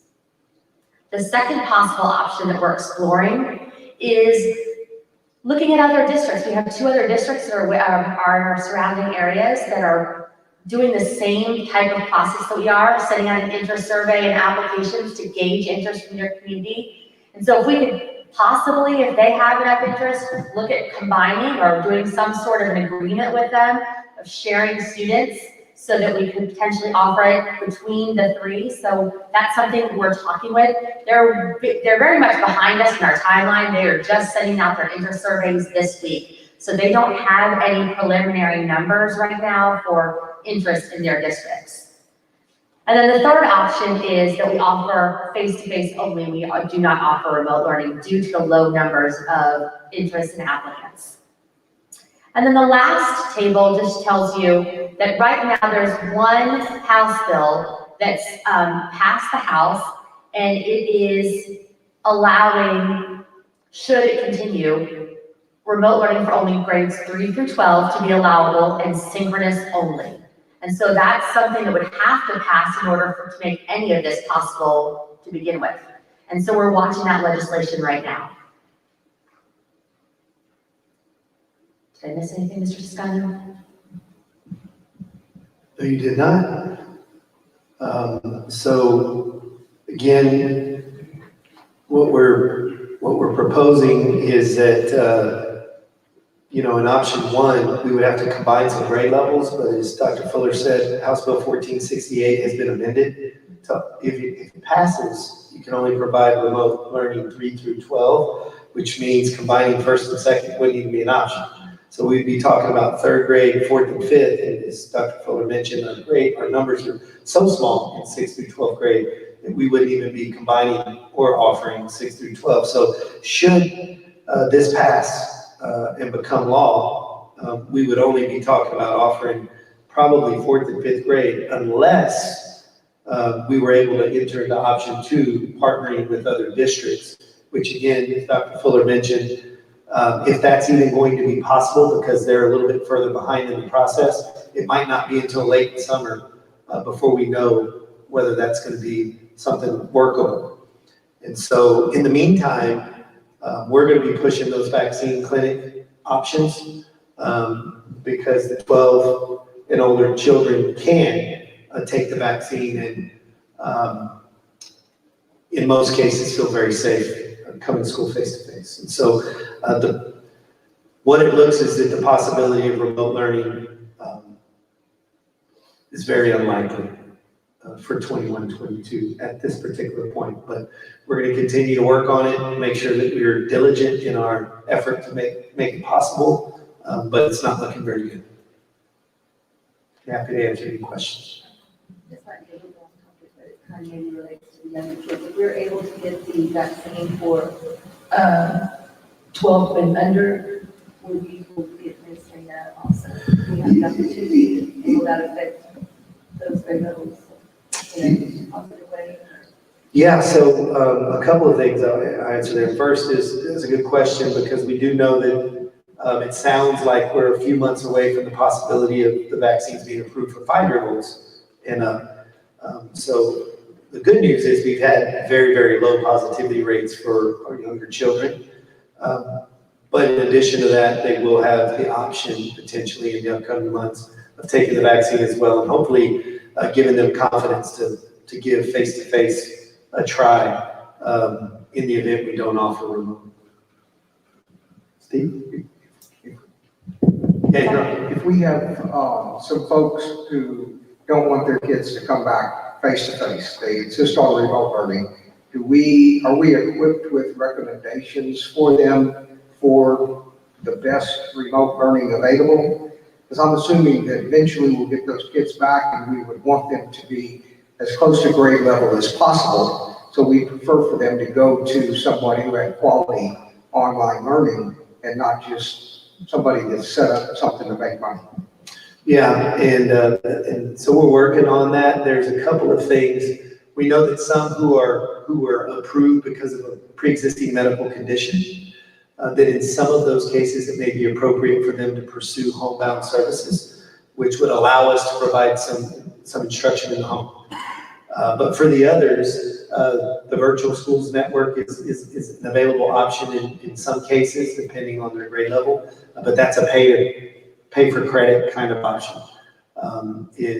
And then as far as exploring other online platforms that may be offered in the area, we'll have to do some research. We know that there are some districts, it's a waning number, but there are some districts that are planning on standing up some remote learning options. And so our curriculum team is working across district lines to kind of see what their program is, what their the courses that they'll be offering, the curriculum they'll be offering, and see when we do make the final decision and have to talk to these 119 folks, we want to make sure that we can give them some guidance individually. Correct. Just give people options. Okay. That might be available to them, and we might have some influence in that sphere to make sure that the kids were getting some quality instruction. Yeah, and I appreciate the point, because you're right, they will eventually come back, and so we don't want them to fall further behind. Certainly, we want to give them some quality instruction, so we'll note that and make sure that we. I would anticipate that once we see what happens with this House bill, that we'll be able to see what more viable options there will be. When will that House bill, what date will we look at? A week and a half left and like in this business. Yeah, so signing day is, I think it's 2 weeks. Uh-huh. When the session ends. So, yeah, I mean, So have we talked to the 119 children's parents and got their feelings? I mean, is there a possibility of losing them to a charter school or some other type of educational institution or? Yeah. So there are some possibilities that could happen. So we want to make sure that, as we were just talking about, if it's a health concern, that we work with each family case by case to see if a homebound pathway is the right pathway and that if it's appropriate.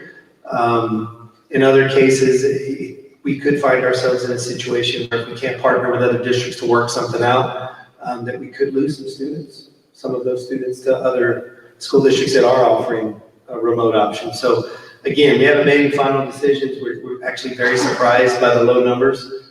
We started, as Dr. Fuller indicated, with about 800 interested families. Of course, this is early in March. It seems like as things have improved, we had students, a lot of students who came back for testing purposes, who subsequently told their parents, hey, you can see all the principals shaking their heads yes. She said, I want to go back to school. You know, it was great to see all my friends and it felt safe. And so we've had more and more students as the year's gone on late this spring that have actually came back face to face, and we assume now have intentions to come back next year. That might have been part of that initial inquiry, right?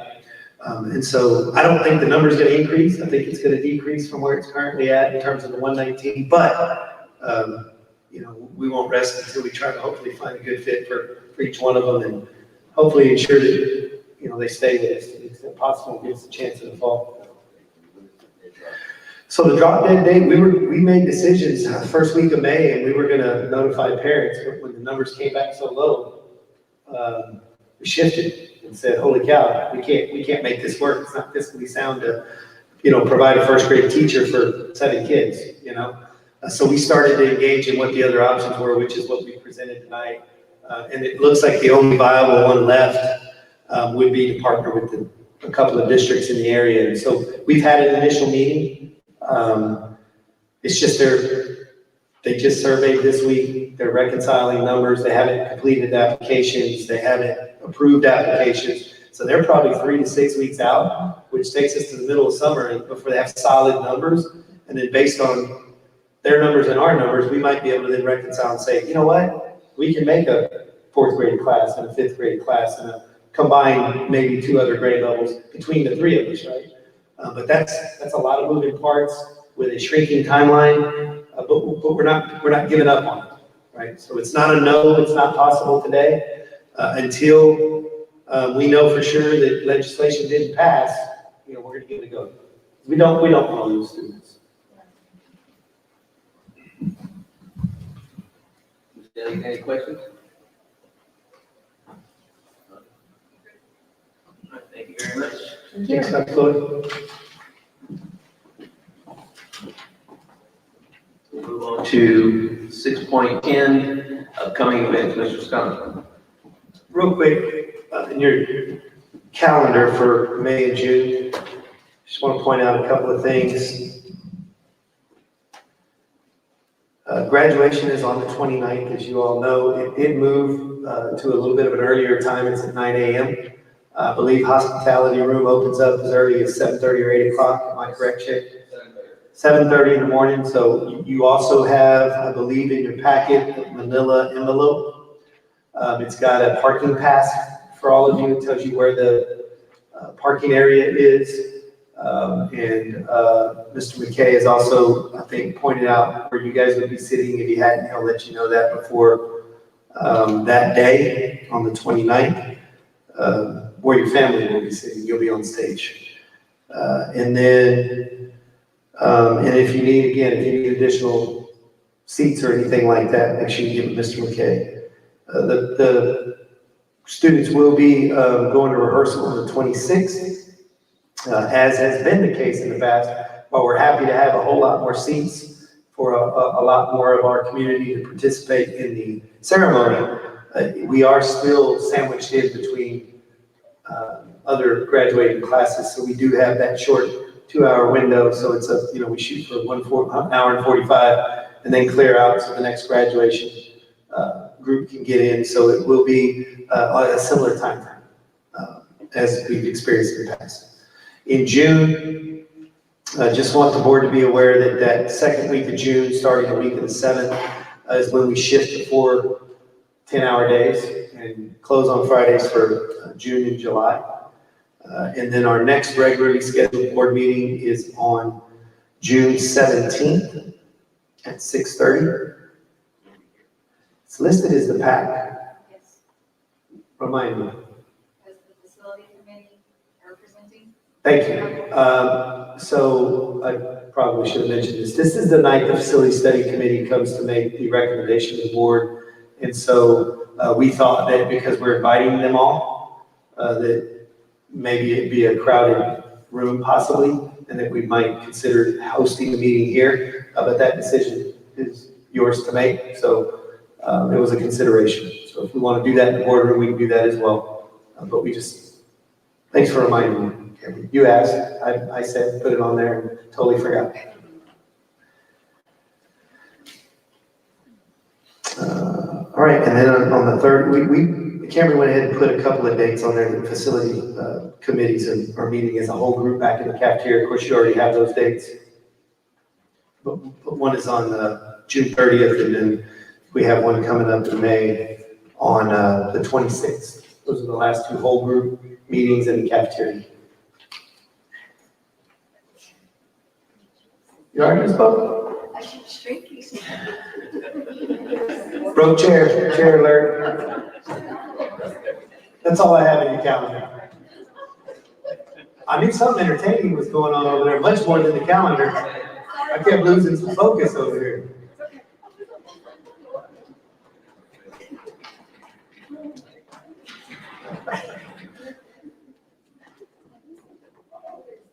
Any questions on the calendar events? Dale, any questions? All right, we'll move on to action agenda 7.1, expiration of board resolution delegating authority to the superintendent to act in place of the board during an emergency closure. Mr. Scott? Sir, Mr. President, trustees, I'm just bringing this back to you tonight. I feel it's time for you guys perhaps to start discussing the consideration of an expiration of this particular resolution. I brought this to you guys shortly after the onset of the pandemic because of the state of emergency and disaster that we found ourselves in. One of the things that happened pretty quickly after the closure was we had to make a determination about premium pay for some employees who had to work during that time to keep operations going, but also paying employees who were unable to work, which was the entire district for the most part, during the closure period.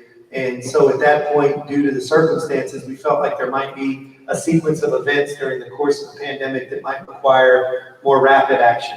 And so I brought this to the board for consideration with the requirement that I brief the board certainly on any of the decisions that I would be making that otherwise might be decisions that the board as a body might need to make.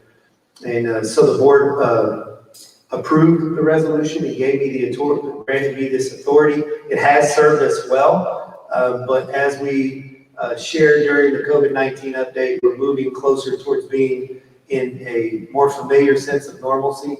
I'm not so sure we're in the same state of disaster and emergency, and there was no expiration date on this particular resolution. And so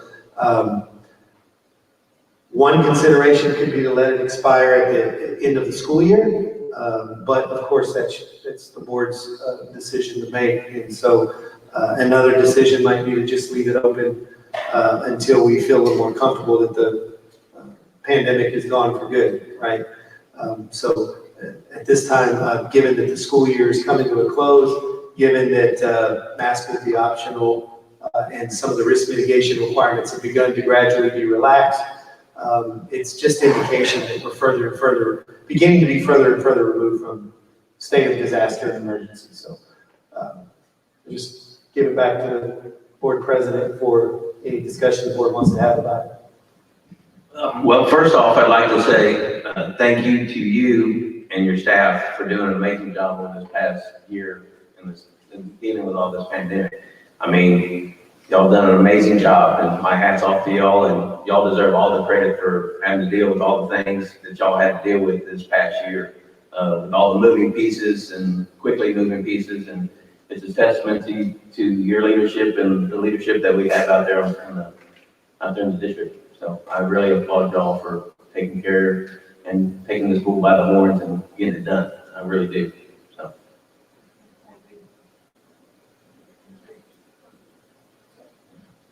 Any recommendations on? I would echo what John just said. Great work. It's one of the reasons why you're here. You do great work. Your staff has done an exceptional job of giving you the right information for you to make decisions on. You've been very collaborative with the community and with the board about these things. I personally don't feel that this is the time to end this.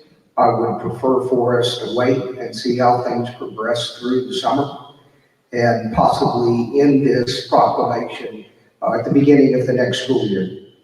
We've seen these things take a life of their own, and week by week we have new edicts, we have new releasing of limitations, and then we have more put back on. So I think you've done a great job. I see no reason to not let you continue doing that job through the summer. Let's see what legislation comes through. Let's see what passes through the system, and maybe end this before the beginning of the next school year. We have a lot of stuff going on this summer. A lot of summer camps. A lot of kids are going to be in here. A lot of staff is going to be in here. We've got a lot of training that's going to take place during the summer. And I think we still need that flexibility to let you make some of those decisions in collaboration with the board, as you've been doing, without us having to call an emergency meeting to end something or to start something else. So my personal opinion is let's let it go through the end of the summer.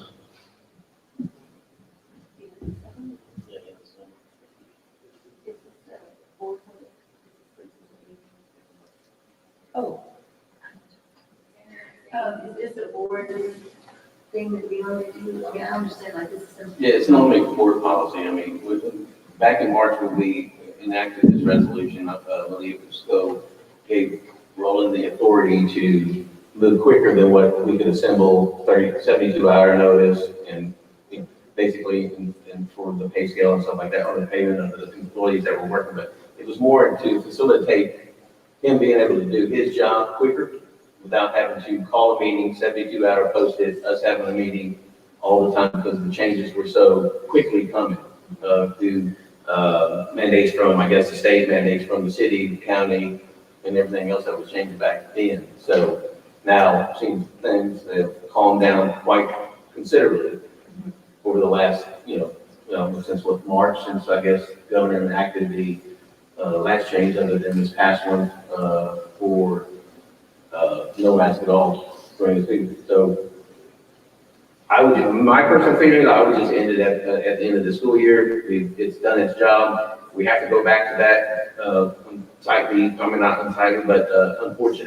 for some unfortunate reason where things start happening again real quick. I think right now we could probably manage the way things are going. If we didn't have to have a meeting, we could probably manage it because it's slowed down so much and things are not changing because we learned so much about the illness and disease, and we can manage it a whole lot better than what we did back there a year ago. So I think the message needs to be sent that we're moving forward back to normalcy. Let's get back to normal. Let's go through the whole summer and let's set the tone of what the new school year needs to be. So everybody can give a little bit more people a little bit more time to prepare going into the new school year and see how it goes.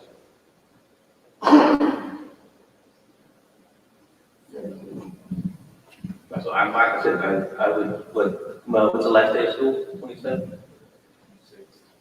May 27th? When's the last day of school? May 26th. Last day the students are in school is May the 26th. May 26th. They've got an early release. Whenever the last day of school. But the staff will be here. My recommendation. Staff will be around for 2 more days, and then very shortly after that, our summer program starts. Or we can go, with what the governor says, June 4th, the end of the June 4th, when he says all schools, we could do that day too.